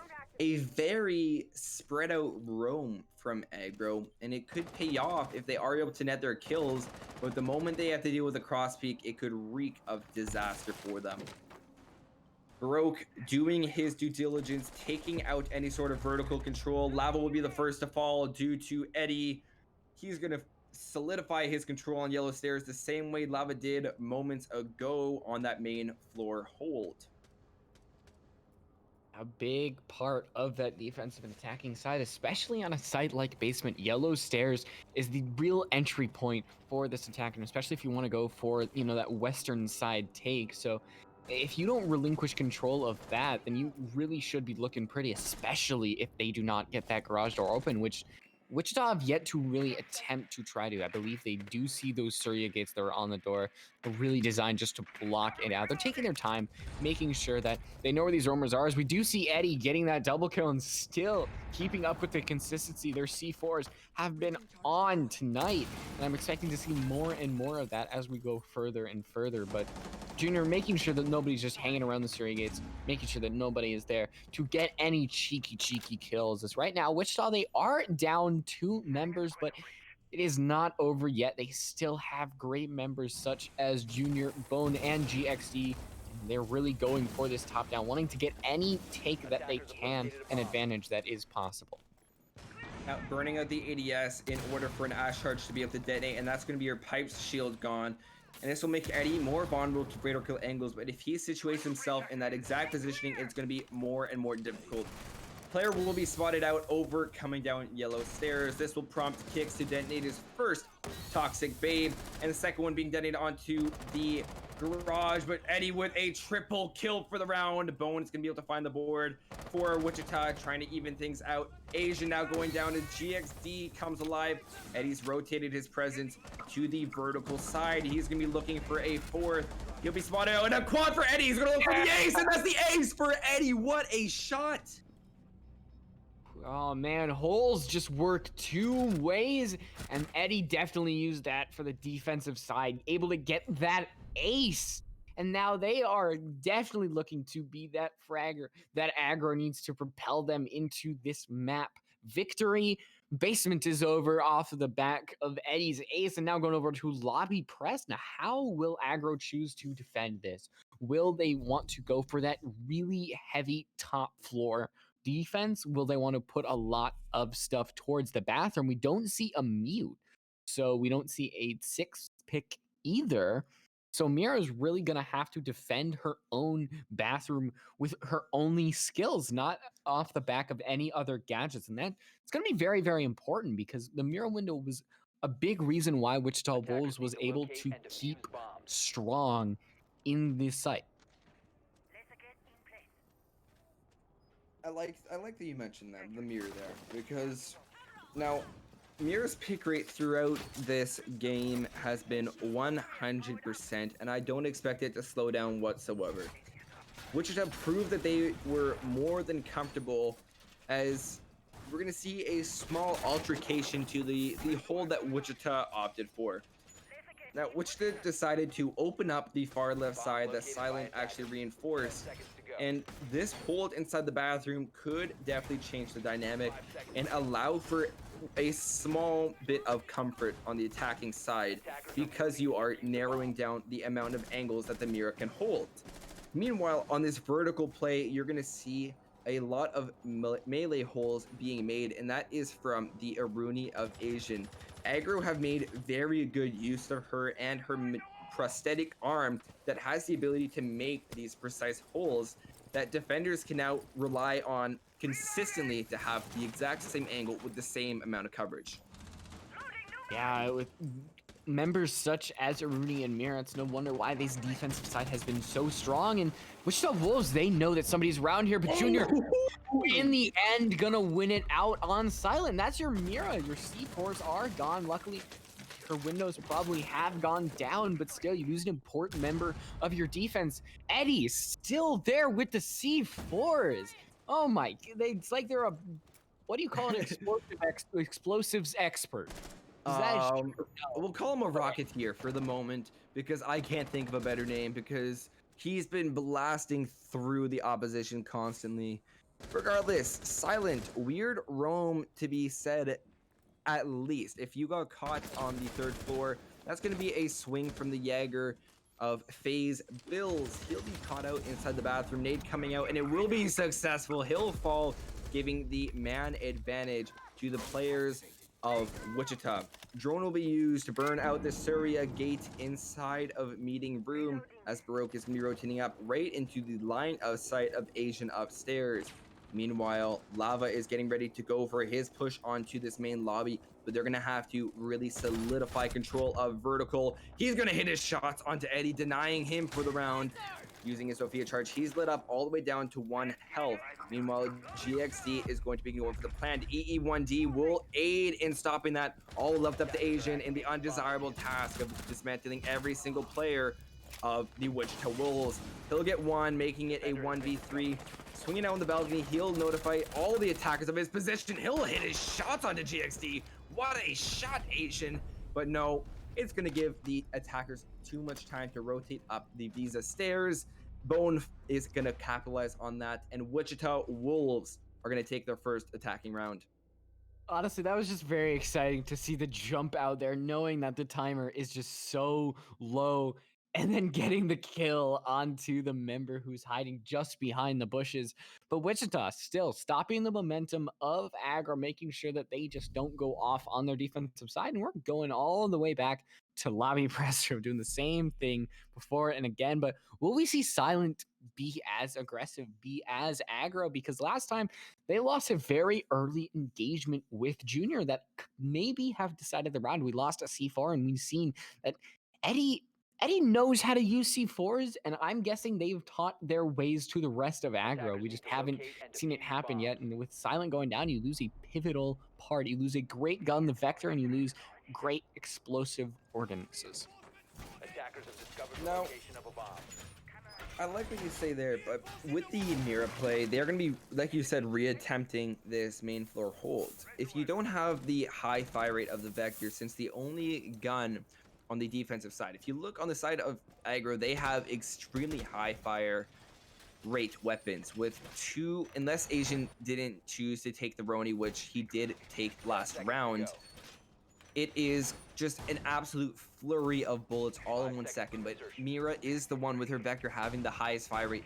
Of course, SMG-11 is the exception, but that is a secondary. If you don't have your Mira holding inside a bathroom, that gives a lot of free reign to the attackers to take it and just be able to pre-fire. They have the more powerful guns, higher amplified scopes, and it makes for an easy clear on their end. Already broke. Something about the lobby just makes people want to shoot through these windows. We've seen that, it's really, they're so eager to shoot into the spawn. And Baroque already taken a lot of damage. They're just keep on going up. So if you're able to take out Baroque very early, you hinder Wichita a lot. Right now, we just heard that Mozzie was able to get a drone in the frag just a little bit. And that C4 is going to fly. Are they going to get another one? No, they're going to miss out. I believe that was possibly Baroque, who's shimmying down the side there. And right there, Lava going to be able to get that first pick. We've seen Wichita be the first one to get it over and over again. But it won't matter if Eddie really could deny this side, as Eddie is going to take a little bit of damage to the frag grenade, even more from Junior, and Baroque is eventually going to be able to finish them off. His office is now home to Wichita. The fragging duo of Baroque and Junior proving to be quite effective in dismantling Aggro. The next feat that they're going to have to take out is Silent, as he will just be lurking inside, and he'll get a quick kill onto Baroque, evening out the man count, giving him the freedom to get ready to rotate back, freeing out a second too early, notifying the attackers of his position. He'll rotate back relatively safely with full health back to site. Meanwhile, during the round, Asian was taken out. This gives Wichita the man advantage as a 3v4. Bills being allowed the lone defender holding down this vertical floor of waiting room. He is left with a daunting task. He's going to have to swing and just really deny Wichita any control. Waiting out here, waiting to see whoever's going to take the first engagement. And it's going to be Lava again, finding another one that's Silent. And right now, it's just Bills and Kicks. They've got to defend. They're both upstairs. Look at downstairs. What? What? I don't... That's crazy that Silent was all the way down here, able to be killed out, but the smoke was out, but it's not going to be able to do anything as Lava finds a triple kill, and there we go. Wichita looking really good as they are now on match point on their own map pick. There you go, and I appreciate that, Lava. That's always something nice I like to see. If you want to see if you're on a drone, one of the beautiful things about being on PC, you can use your text chat and just letting them know, yes, we had the information on you. That's why you died. And we're going to see Wichita now going to match point. Now, it has been 2 rounds, meaning that the players of Aggro are going to be able to go back down to cafeteria. Last time we saw this site, Eddie was able to get a masterclass ace, completely single-handedly taking out the players of Wichita, although he did have the assistance through the Aruni Gates, Amirs, and Toxic Babes, and including the Jaeger ADSs. So just all this utility did help him out, and the cross-peak angles held by his fellow defenders and teammates made a world of difference. But regardless, you can't expect a player to ace every single round. So I think it's going to come down to every single player now of Aggro showing up for these 3 consecutive rounds that they're going to have to win to give themselves a fighting chance. And a fighting chance is really what they need because they want to end it all right here. They don't want to take the chance of going over to Coastline. Simply because Coastline is very frag heavy and they do have an Eddie, but they don't have a Baroque. And Wichita definitely has a Baroque, and Baroque is one that has been going off recently. You look at Lava, who had a round of their own, Junior, who had that 3K in the last round of the split. And you wonder why Wichita is known for what they are, and Bill's wanting to get an early advantage, and it's definitely one that they regret, losing HP and gaining nothing from that, as they're in office and the members of Wichita are right outside ready to gain another advantage that Bills does not want to give them. Now, Bills has been droned out, and that's exactly what you're going to see happen. If you're droned, they know where you are, and just to secure that there won't be an immediate refrag, the EE1T will freeze Asian in the spot. But no, you can't hold him forever. Those 3 seconds will be up, and he'll get the refrag onto Lava. Lava has also just hit double digits and has proven his fragging capabilities for his team, leaving us now in a 4v4. Bills was probably the best player to lose because he has place it and leave it utility. He doesn't have to worry about any passive abilities throughout the round. Meanwhile, the players on Wichita are left struggling to get this vertical control, as they'll even hear the drop. This will cue Bone to push up and solidify the control of this main floor, with the next obstacle being Eddie, stuck on these yellow stairs. Oh, that drone spotting them, he just heard the stoppage, and There that's it is! right into the These loving drones. arms of Baroque. The drones for Wichita really propelling them to find out where any flankers of Aggro may lie, and it's putting Aggro in such a position that anywhere they go, they're not safe. You saw Silent all the way in last round. Below had a drone on them. You saw right there. Eddie had a drone on yellow stairs, had a drone in the hallway, and put right into the loving arms of Baroque. And it's making it very hard when they don't have any real info denial. I mean, all you could say is that Asian, but your drones can go right underneath the Surya gates. You don't have to put your drones into that Surya gate. And Asian find a double kill already, and even up the man count onto the fragger that we've seen so far, Baroque. So very good kill from them, but they still have 3 more members of Wichita to go through, and that plant is getting very, very close to starting. Now, with this commit getting ready to come out, this means that you're going to have to hold down this vertical control. Asian has done a phenomenal job denying this, and although there's a barricade up, as you can see with that one punch, she's able to break it down and rotate back into sight. 30 seconds, third EE1D, freezing defenders in their sight. Kicks will fall to Junior. Plan will begin to go down. A triple kill for Aiden. He'll swing down. That's going to be a double for Silent. He'll light up the final defender or attacker of GXD. And Asian with a quad kill will clean up the round in a efficient manner. Aggro staying alive for one more round at least, as Diffuser will be disabled quite soon after with only 25 seconds remaining. Yeah, it is not over just yet. Aggro staying alive, winning their basement site, and that is very, very important that they win that, because that if they weren't able to win that, then it would all be over and they wouldn't have any chance going up against any others. But now where are they going to decide to go? Are they going to try for lobby again? Are they going to try to go that split? And yeah, it's going to be lobby and press room. The last time we've seen it, it did not go well for them. We saw Wichita Wolves able to take control with that front door and upstairs, and Wichita apparently is spelled wrong. Which upstairs it's Wichita. Unfortunate. It's Wichita. Are we saying, so we're saying it wrong, or? No, it's spelled wrong above. Wichita. Oh no. Did you know that Wichita Wolves is the official esports team of Wichita? No, I did not. Yes. Well, that's very good to know. Sure, they make sure that everybody knows that they are the official esports team of Wichita. Well, you know what? It's good to know, because now I know. So thank you for telling me. that doesn't change the fact that now Aggro is gonna have to win a site that they have had so much trouble defending in the past. They won their basement site, which was not too much of a surprise because they proved their ability to do so. But 10 now seconds with left this before main insertion. floor hold, they've had so much trouble in the past with it, as we have 5 seen seconds even to insertion. 3 Bomb operators now being located by dedicated attackers. over in the admin side. Attackers Silent are opting moving. to play Defuse the above, bomb. kicks on the mirror this time. He is going to be down, holding down bathroom, and he will be for the time being, the solo defender on site. Junior and GXD are not going to be wasting their time on the admin side, as well as Baroque, as they have all spotted into and played into this error being made by Aggro. This could be a huge influence in the round, as Junior's already starting to drone things out, and they'll see Bomb that there are located only by 2 attackers. defenders on site. However, whenever you are attacking, the vertical control is so important for this exact reason. You have 2 hatches that lead to site. Now this means that you'll be able to look down. Now the lack of a mute being taken is going to be demonstrated right on point. Junior going in for an aggressive swing into piano. Smoke canisters being detonated onto the mirror, and that will be Asian getting the first kill. GXD swinging in. Going to be Baroque getting the refrag onto Eddie. A very quick commit coming out here from Wichita, wanting to end this game fast. GXD now going to follow the kicks, playing the mirrors. The smoke canisters have evaporated and dispersed. Bone now still stuck on this rappel.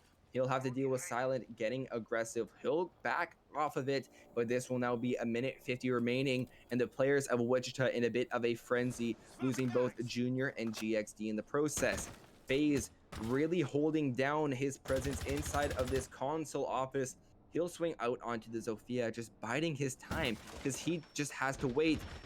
The impact charge will not even do any damage, although partially shaking Bills is a screen. We're going to see a bit of a stalemate now as a swing comes out. Bills taking a bit of damage. Lava not being able to finalize the shot. Swings out. He'll eventually hit the headshot. Now down to a 3v3. EE1D freezing the players of Aggro once again, but nothing being capitalized off of that besides the safe rotation. And once again, you can only freeze Asian for 3 seconds, but he'll get his second for the round. There we go, Bone Bone. refragging. Oh my goodness. It's just a constant frag fest. I mean, that's kind of what you're supposed to do. You're supposed to be there for the refrag. It really separates you from, falling away and losing your control of that man count. Luckily, though, the diffuser is not in the hands of Wichita. That's lucky for Aggro, so they still have to take care of the members of Baroque and Bone. Baroque only 4 kills away from reaching that fabled 20 kill margin. But I got 30 seconds left before they really have to execute on site. The second smoke canister going to be going outside just as that Syria gate is taken away, and running right by. Kicks is not able to get the kill. And that's going to be extremely impactful, as that's going to allow Baroque to know where they are, and Bone as well. They know that somebody's behind the room, but luckily Kick's going to be there to refrag it away. And that flash grenade, it's going to help you a lot, especially when you get stunned. Right through, able to find 2, and Wichita going on to the 3rd overtime map. Bone, what a huge double kill to end off the game. Really helping his team out and making good use of that EE1D in those final seconds, forcing players to need to stand still, which they couldn't. Gave him the free pings to know that the player of the mirror had rotated into the bathroom stall. That gave him a free chance, and using those flashbangs, an excellent show of utility. He burned out the retinas of the mirror. Kicks had 0 chance of being able to take that kill, and that is going to allow us to see the 3rd map of Coastline. Yeah, we thought it might have been over even after that first map, but Wichita Wolves, they know what they're doing. And Coastline, we're here to see it through the end. It's gonna really show who the Frag Fest belongs to, who owns Coastline. It's gonna be Aggro and Wichita Wolves, and we're gonna have that right after the break. So don't go anywhere. We have a map 3 overtime map all ready to kick off when we get back.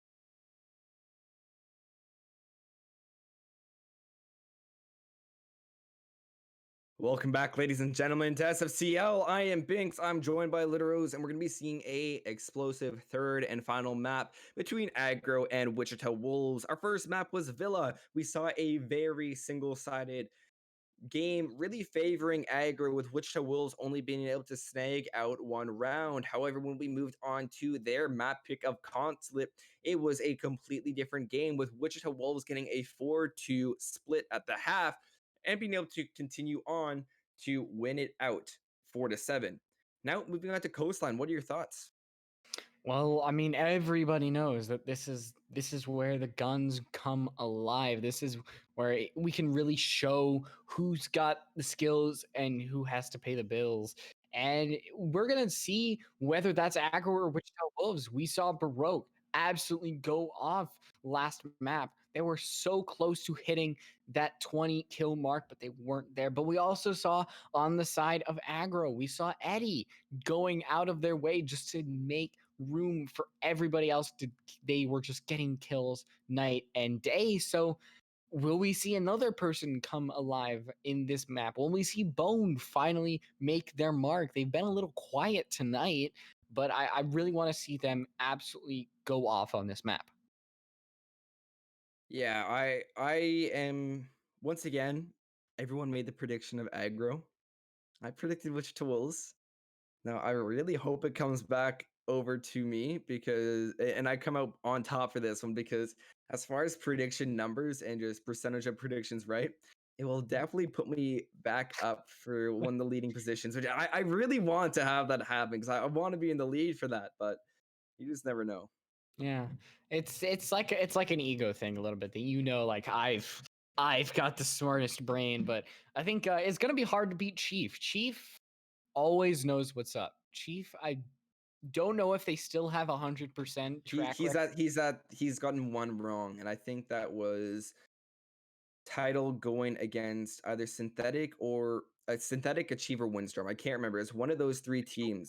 I think it was the And yeah, and he got it wrong on that one. So unfortunate that he didn't keep his 100%. But regardless, and I do want to say that hmm, I'm a bit kerfuffled, Mhm. because in my mind I'm really thinking about Coastline and the strengths and weaknesses of both teams.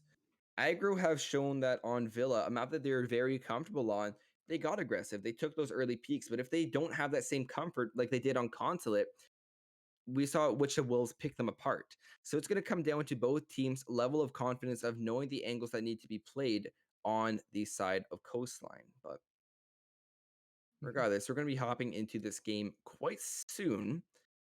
But what do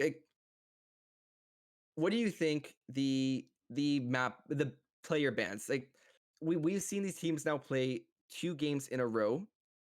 Do you think we could start to see a target ban, or just are we going to stick to the standard default of maybe like the Thatcher, maybe even an Ace? I mean, I do expect a Mira to go off the board. I do expect that for sure. I don't really think a Thatcher will go off the board. He's not that useful on this map, but probably there might be a Hibana or an Ace, possibly both. We have seen that before. So I don't know if the bans will really create the match in general, but they'll see. We'll see if there are any exciting things, but I don't really expect any target bans. Maybe a Malusi, just because Eddie, played a lot of Malusi, did a lot of crazy things last map, but Malusi's pretty impactful, and Wichita Wolves have used her very well.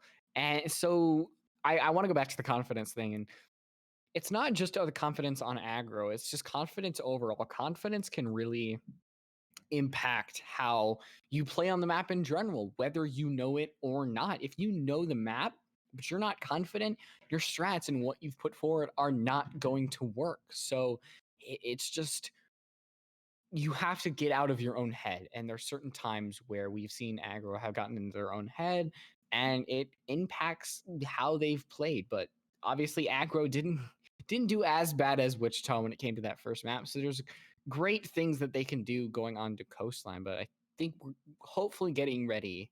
But I believe somebody's in the bathroom, so we gotta wait a little bit. You know what? That's completely fair and reasonable. I know that if I were to go to the bathroom, I would love to have the entire lobby wait for me. So please hurry up. I'm Yeah, very impatient when it comes to that. I'm like aggro attacking on Villa. Those final 15 seconds, no, they're not going to cut it. I need to do it in the first minute. Regardless, now I got a question for you. mm-hmm. That treadmill in your background, Yes.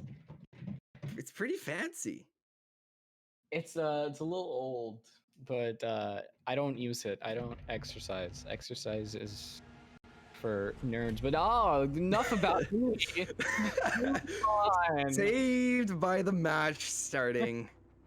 I'll get there eventually. I'll get there eventually. I'll be able to I'll interrogate you about the treadmill. Regardless, this is going to be Aggro taking on Wichita Wolves on Coastline. Now, in their previous two matches, Aggro started on the attacking side, but no, we're going to see a bit of a reverse card as Aggro is going to be on the defensive side to start things off. This means that they get the first ban for the first time in the series, and there's the target man we were waiting for. Lion gone and off the board. Yeah, that's definitely directed at Bone, but or Bone in the entirety of Wichita, which is very, very interesting because Bone didn't show off so much, especially with the last round. That was really the only time where they really went off. But I think they started the lobby early. They wanted to get me out of it. Somebody's still in the bathroom, so they're waiting out. But a Nomad is going to go off the board. It's the first time we've seen really an anti-roam go off tonight, and that is going to be the Nomad, who I believe gotten a couple play, especially on Villa, but didn't have an extreme impact like she might have on Coastline. So her going off the board might have to either choose a gridlock or somebody who's really going to be dedicated to that flank watch. And Valkyrie as well, she's gotten no playtime tonight, gone off the board all the time. She's like Thatcher a little bit, but on that defensive side. And I really expect Amira to go off the board here. I will be very, very surprised if Aggro does not take her off because Wichita was really the one who used Mira the best. Like Aggro did use her, but not to the level that Wichita did. And there we go. That is Mira. So very typical defensive bans and a little atypical offensive bans. Yeah, and just based on the series, all these ops besides the Valkyrie have gotten to see play, and it's for good reason that they are now being taken off the board. As with the utility gone, it's going to come down to just an absolute, as we have said so many times, a frag fest. Interesting op of the day, Dokebi. Now, she can hack into the defenders' cameras as well as ring their phones. Now, there's not much in the form of cameras unless Aruni or Jaeger are or even Vigil opt to take that bulletproof camera. Now, normally I would say the Dokkaebi is at her best when she has that that Valkyrie on the board, but in the case where Valk is banned, I don't see Dokkaebi being too effective. It is more of a crutch up in comparison to the Lion of Attackers trying need to to locate and defuse notify the you bomb. where the defenders are, but it will never freeze them, just make them emit more noise. Yeah, I mean, Dekebi is Bomb still located by impactful. She does have the DMR, which, it's gotten a lot of buffs over the recent patch notes. And, it used to be basically useless. Like, if you chose a DMR over something else, you were just losing utility. But now it can create a lot of holes in walls. It can bust open hatches really easily. It's got that 3-time sight, which only the DMRs have, but it allows you just to get really big angles and create such long lines of sight. So Dekebi does get something like that. She's also got flashbang. She's also got the ability to hack into cameras, which is also very, very important. It makes it so if you lose somebody early on that defensive side, you're really going to be kicking yourself as you actually might have to shoot your own cameras, which you really don't want to do, as that's one of the biggest things you can get on that defensive side is just the ability with these default cameras, with these bulletproof cameras, to see where these attackers are coming from. And once you lose that, you lose a lot of advantage. Now, Wichita on the attacking side, they are going to be looking to make a good showing, as we don't know how these teams play on this coastline map and which side is going to be more favored to either team. first Dokkaebi ring will come out as that logic bomb will notify the defenders of their location, and using that information to great effect will be Baroque getting the opening kill onto Asian. Meanwhile, the quick refrag from FaZe Bills will take out Bone, relegating him to the bench as the Jackal off the board now. He wasn't even able to make it into the building. A good use of a rotate made inside of the service room. Junior holding a punch hole, looking out onto the lobby, and this is all the way from Blue Bar. And just constant gunfights going out, but no player being decked to the floor. But meanwhile, Junior's hole will pay off. Silent, gone down to the floor. Baroque with a double kill for the round. He is looking for a third as Bills' phone is ringing out from the roof. Swing out a nice shot. That'll be Bills with a second for the round. Junior gonna get taken out, as well as GXD now relegated to the bench. Eddie finding a headshot using the DMR on Aruni. Rotating up, Plant will be going down from lava, leaving both the players to rotate back. Baroque with a triple kill, looking for a fourth. The swing will come out. FaZe will find a triple kill, and it will be left down to a 1v1, a fight for the 4K, as one might say, and Baroque will win it out. That is a 4K for him, opening up the game with a huge influence on the scoreboard. I was really hoping that flick was going to connect onto the sledge. It was very, very close, but already we can see that this is going to be a back and forth battle. This was not like what we've seen in the past maps where one team really dominated the other, kept like 3 alive by the end of the round. No, that was a 1v1, very close, very tight round. We're going back over to Kitchen, not Hookah. It seems that Aggro really want to win this run, want to get the advantage. We're seeing a lot of same things. We're still seeing that Jackal. We're still seeing the Dokkaebi, the Vigil. It's the same operators, but different positioning this time around. Will Wichita Wolves want to go for possibly a top floor take this time around instead of leaving that over to Aruni and the Jaeger? But right now, it is the time for Aggro to even this on up, keep Kitchen in their possession.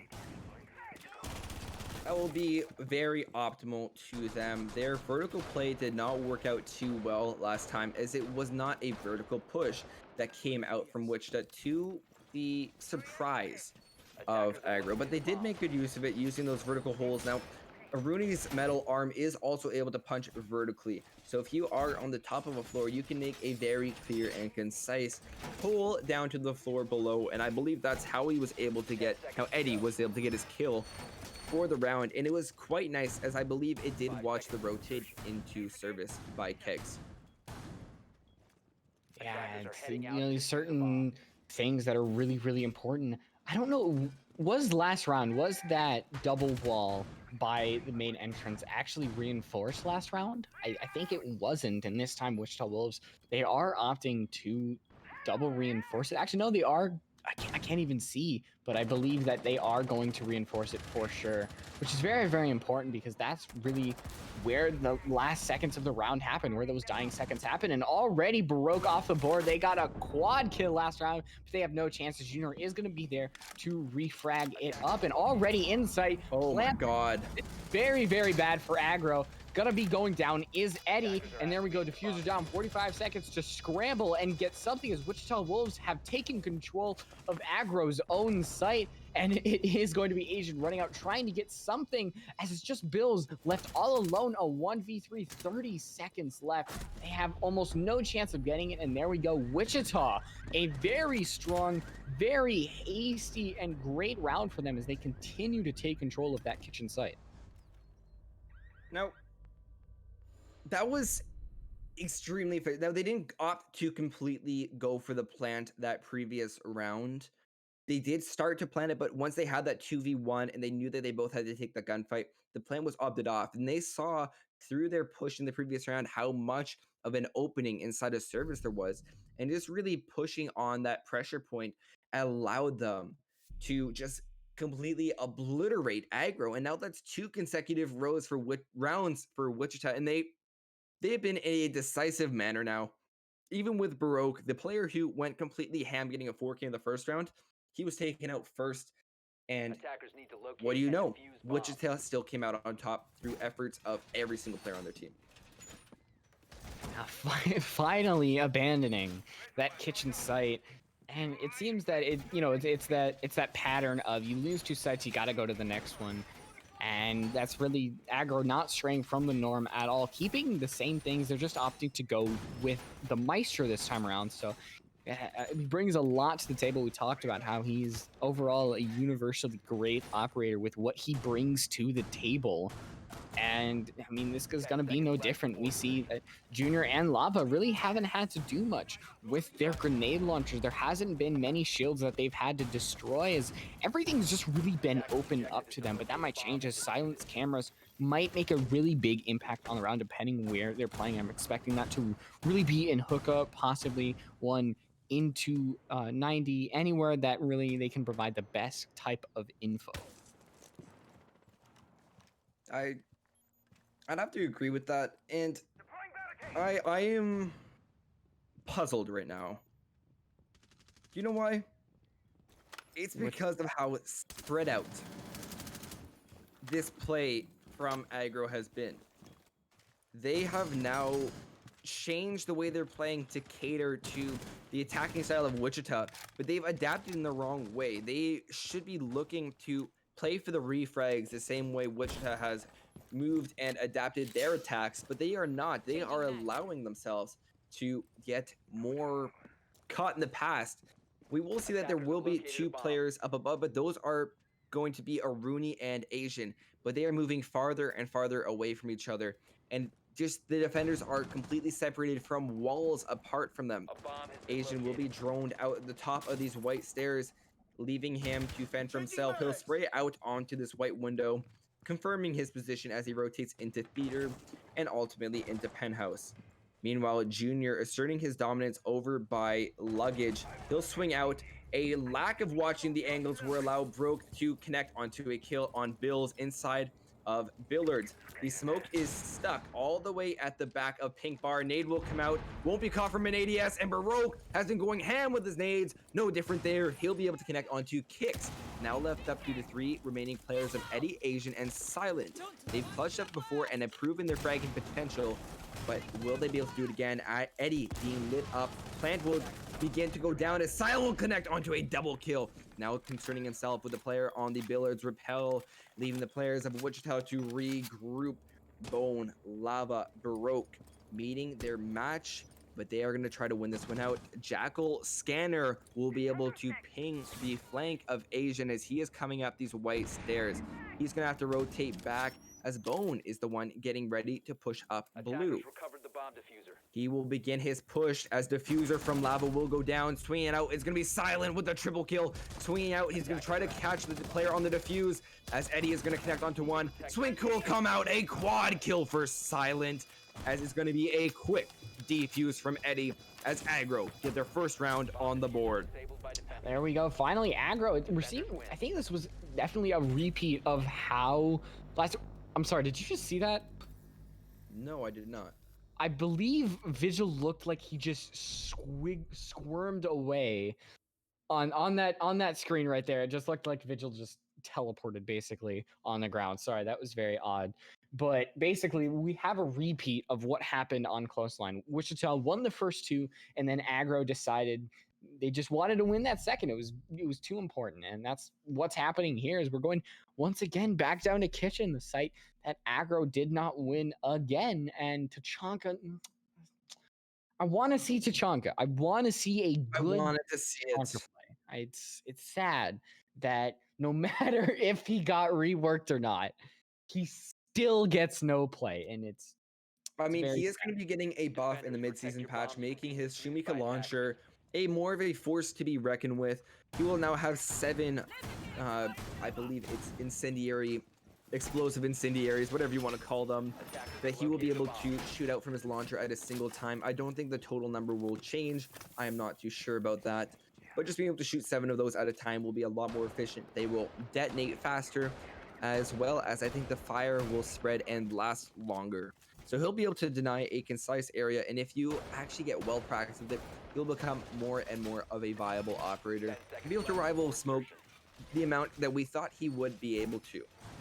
Now, on the side of Wichita, they have now brought the Dokkaebi every single round, and it's worked for the information. But the 6-pick to the mute was used to great effect because if you set these up in key spots in sight, it will actually jam out Dokubi's phone calls. And if you step into the range of a mute jammer, then it will automatically hang up your phone, no animation needed, and it will just outright block one if you are in the range of that mute jammer when it goes off. So very smart 6-pick, as it will definitely aid the defenders in repelling any sort of attack centered around using these Dokubi calls. Yeah, they got too annoying, so they just decided they're just gonna block Dekebi, and I think that's this. Block her number. Like, I'll be talking to so many of my friends. They've been saying like, man, I don't know what to do with this girl. She doesn't leave me alone. Speaking of the girl that won't leave you alone, Baroque is going to take out Asian, really showing off that symbolic relationship that I was just talking about. These annoying calls. Block the number. It won't work. Silent keeps on picking up, but regardless, he'll shut down Baroque. Now back down to a 4v4.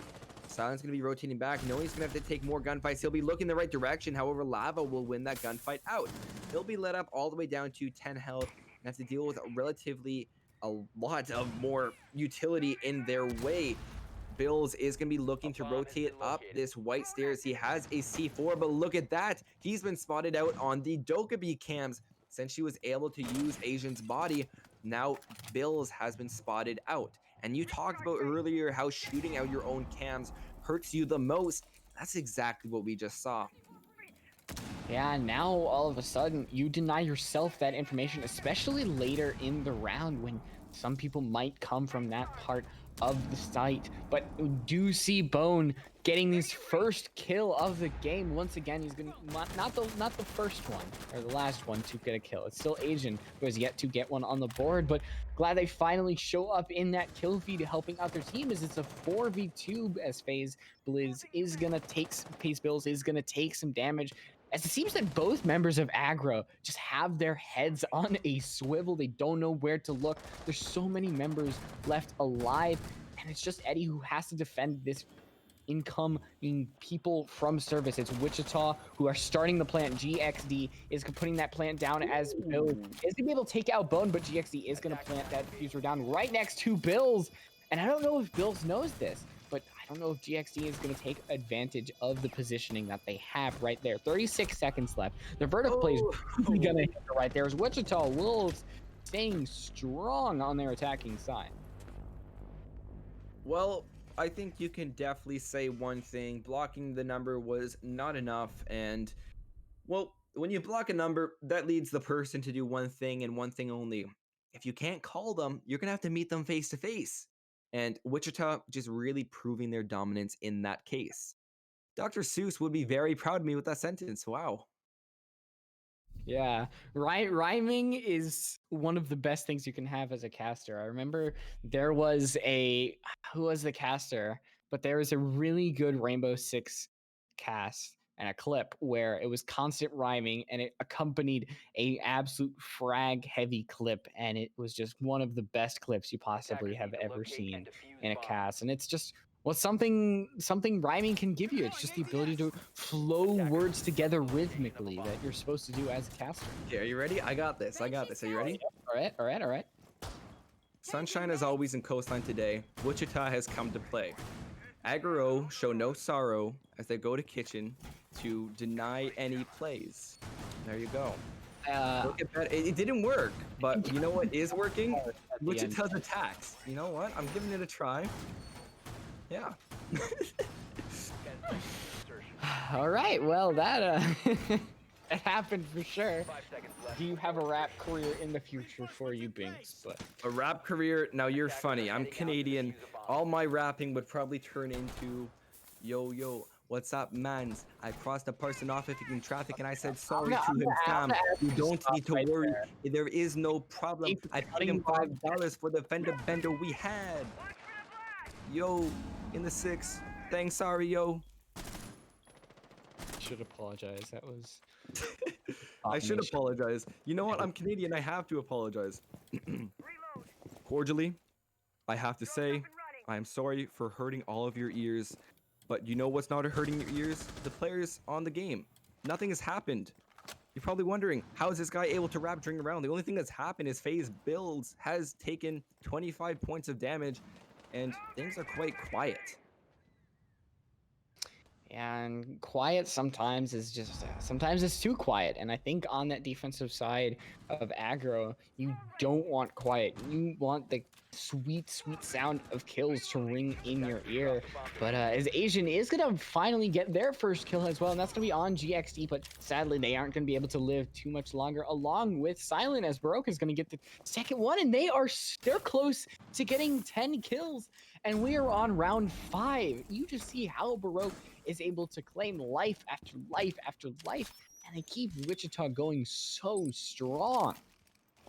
No kidding. Bone using the Inox scanner of Jackal to great effect. They will now know that there are players down inside of Kitchen, but with the 3 remaining players, do they know about the Malusi of Eddie rotating up by Blue Stairs? This could be a key flank, but it is being watched by the Zofia of Lava. Swinging out will be Eddie as Lava falls off, and that is a beautiful cross peek. As soon as you're expecting it to look one way, you have a angle from the other, and that was Baroque doing that. And that I have to highlight that because that is exactly what you need to do. If you force them to look somewhere else, you're forcing them to have to make an astounding play or an outstanding flick. At which point, you have no reason to say, oh man, that's my bad, I died. They're the one that hit the shot. And there's no shame in that. Meanwhile, 40 seconds remaining. We're going to see the players of Wichita getting ready to go for their push. But no, that's going to be Lava getting denied by the first Toxic Babe of Kicks. He'll detonate that around the 40-second mark. If he plays it right, he can deny all the way until the 15-second mark with his 3 Toxic Babes. Nade being tossed out from above. Baroque will not be able to collect onto one as Eddie takes back vertical control. Third Toxic Babe coming out. Bill's collecting onto Lava. Things have just fallen apart for Wichita. It is all left up to Junior as Diffuser has gone down. Junior will be able to find one. He swings onto the smoke. He won't be able to find it as it'll be Kicks taking it out. No, it'll be Eddie. Double peek there. I didn't even see who got that. And that's going to be Aggro finding their second round and finally winning out this kitchen bomb site. Yeah, there we go. I guess in the end, attrition works, just forcing the same thing over and over again. It'll eventually work, but Aggro, there we go, finding the kitchen site, and now they have the chance to even it up here with that split. The 3-3 going on here would really be great for them once they swap onto that attacking side, especially because they're now going to hookah and billiards. This was a site that they really won handedly. We saw that Wichita really struggled to get their foot into the site.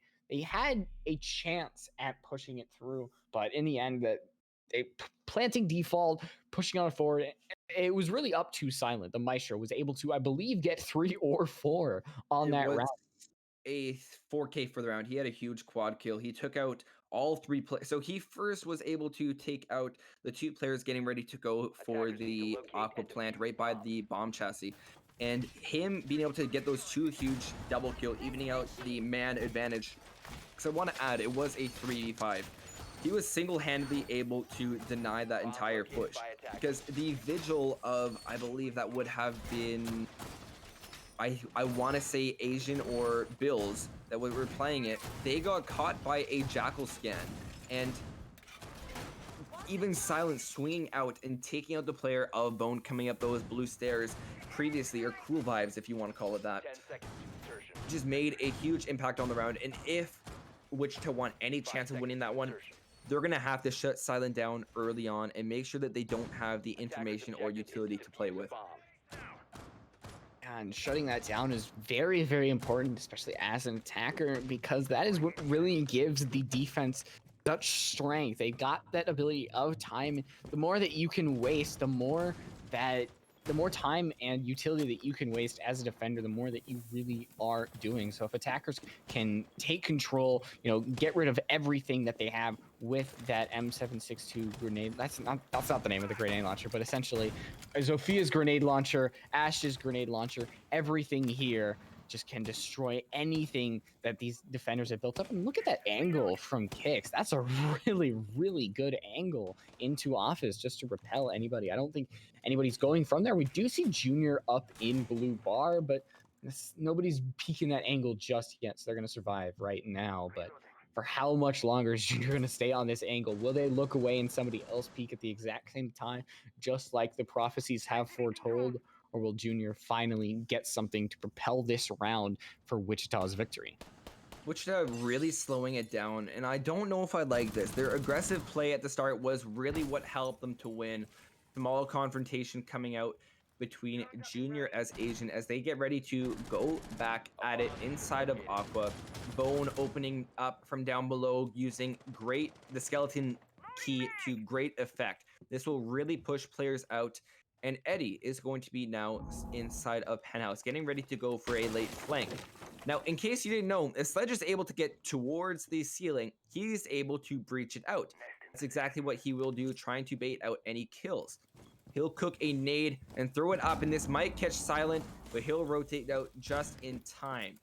Now down to the final minute, 5v5 still in place, and this Maestro Cam is now going to be used to deny. Bone getting the first opening kill, and here comes the swings.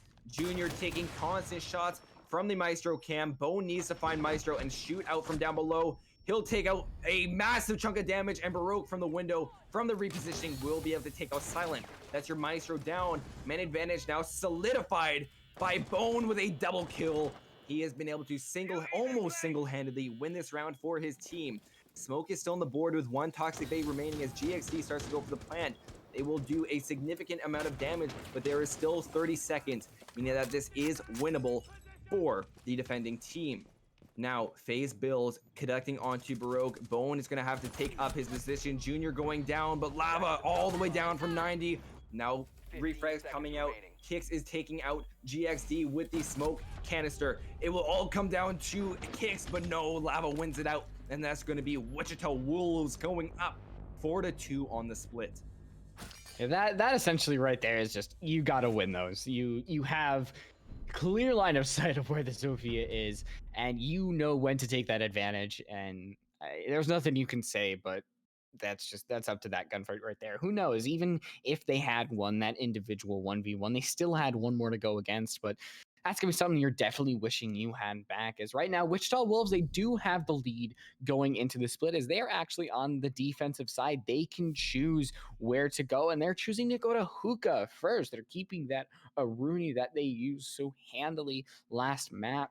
And on the offensive side, we see a Yana and a Zero. Zero was used pretty much every round by Aggro, especially on that basement side of Consulate. So to see them keep with the Zero is very interesting. I wonder where they're going to use these cameras, how they're going to use it, whether it's like flank watch, getting intro onto site, creating chaos. You can get these cameras into really key positions because Zero's cameras make a lot of noise. If there's nothing going on, defenders know where the cam is, shoot it out, and you just wasted a camera for a lot of times nothing. Will Aggro be able to use the absolute plethora of intel that they are giving themselves with these operator choices? I think they will, based on the way they pushed in the past. On the first map, we saw Eddie and Asian be an absolute fragging duo, especially on that Ayana. In case if we think all the way back to Villa, because it feels like so long ago, and I guarantee it feels even longer for the players. He was going in and fragging out using that Ayana. And in that regard, Coastline actually plays quite similar. So he's going to have the ability to push in and clear a room all on his lonesome, just using his Gemini replicator. Waiting out here to see if anything is happening, as right now I think the goal is to hunt out Lava, and Lava knows that they have been hunted for sure. There we go. That's shots coming out from Lava, wanting to make sure they don't get found out even as they rotate into security. Look at all those holes created into Blue Bar. The goal is for the defenders just to see if anybody's hanging out around there, but it might actually come as a detriment as both Bone and Junior go down in a quick amount of time. Baroque gonna be there for the refrag, but still Aggro up in man count, as right now it is a 3v2. GXD and Lava are the only ones to repel these remaining attackers, as we've still got a hard breach, a frag grenade that is not going to be used successfully. And right now, the smoke still in play to deny plan, and that is really going to be the kicker here, as the plan is going to go down. GXD going to go with the bullet of the SRX, and there we go. Aggro winning their first attacking round, getting a little closer to evening this map up. A decisive one at that. They really push. We saw that the Wolves really started to slow down their play, and that allowed Aggro in the rounds leading up to the split to really gain their confidence in taking those aggressive gunfights. And that's the opposite of what you want to do if you are the Wolves. You want to make sure that you keep Aggro feeling pinched and in a box, like they're not able to do anything. Zero really making sure that they were good on the flank, and it worked to great effect in that instance. Now, I think you heard the Gone 6 as well. There's a lot of hard breach utility. So you may see that there's no, like, they only have the Habana in the form of the hard breach, but Zero also has access to that Attackers need secondary to hard locate breach. and defuse Zero as many also bombs has as they access to that Gone 6. So he is able to burn out a total.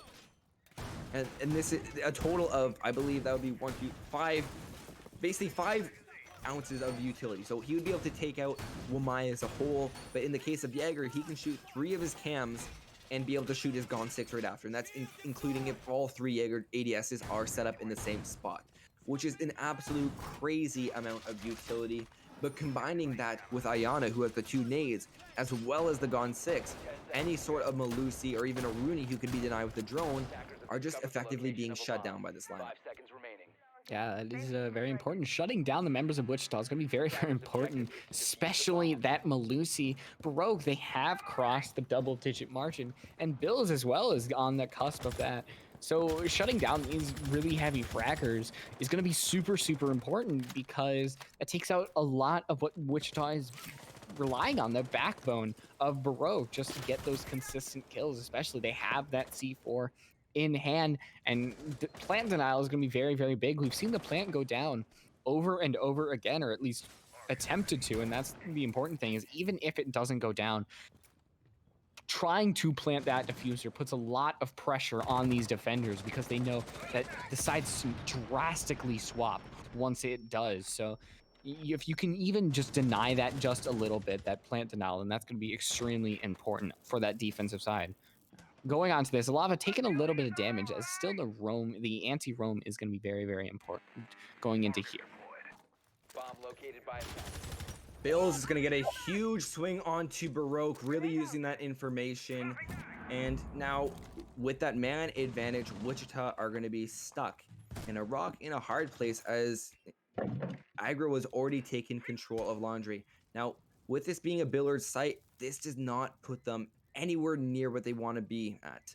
Now, Asian holding down below, he could try to use one of his breaching rounds to take out the smoke.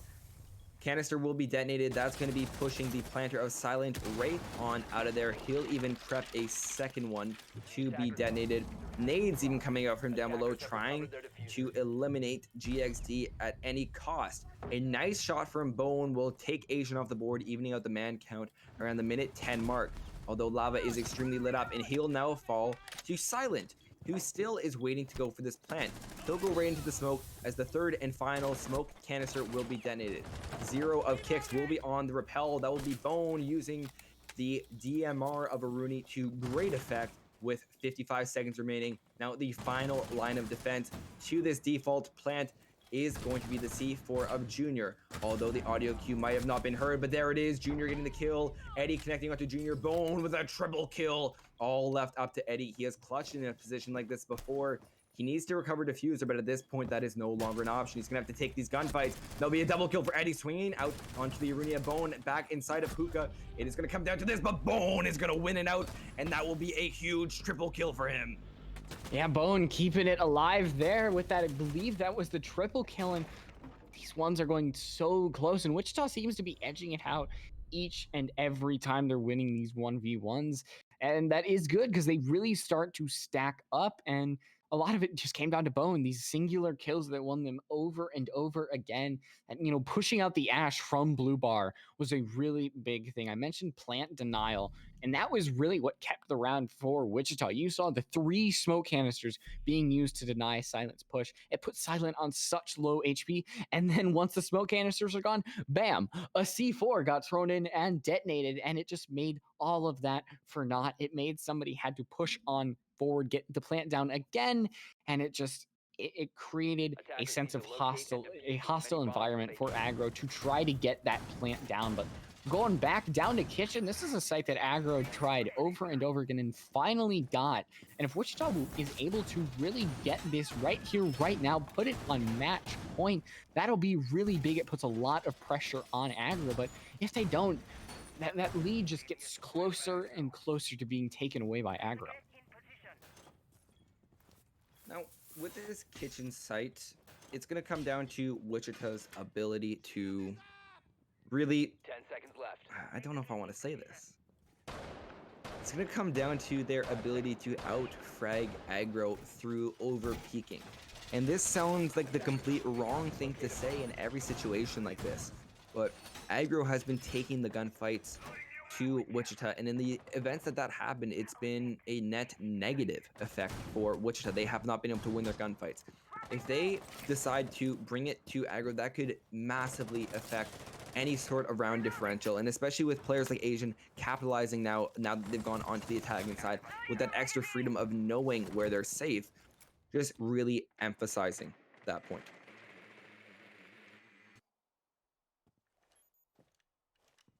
We're in the early stages of the round. You know, we gotta wait out for something to happen. Early on, we've seen that over and over again. Something big has happened in the round, and something big might happen right now. If you just click the button, bro, please. Click it, click it, click it, click it! Broke! No! Oh, no! that That has to be the worst timing I have seen in a very long time, and highly unfortunate. Kix managing to now escape with his life and set up his flank zero drones, or zero cams, whatever you want to call them. However, this hold inside of Sunrise is managing to stay solidified, and oh, Junior taking off the head of Bills. He has been an absolute player on the side of Aggro this game, and he is the buck, meaning that's going to be vertical control will be even harder to obtain now.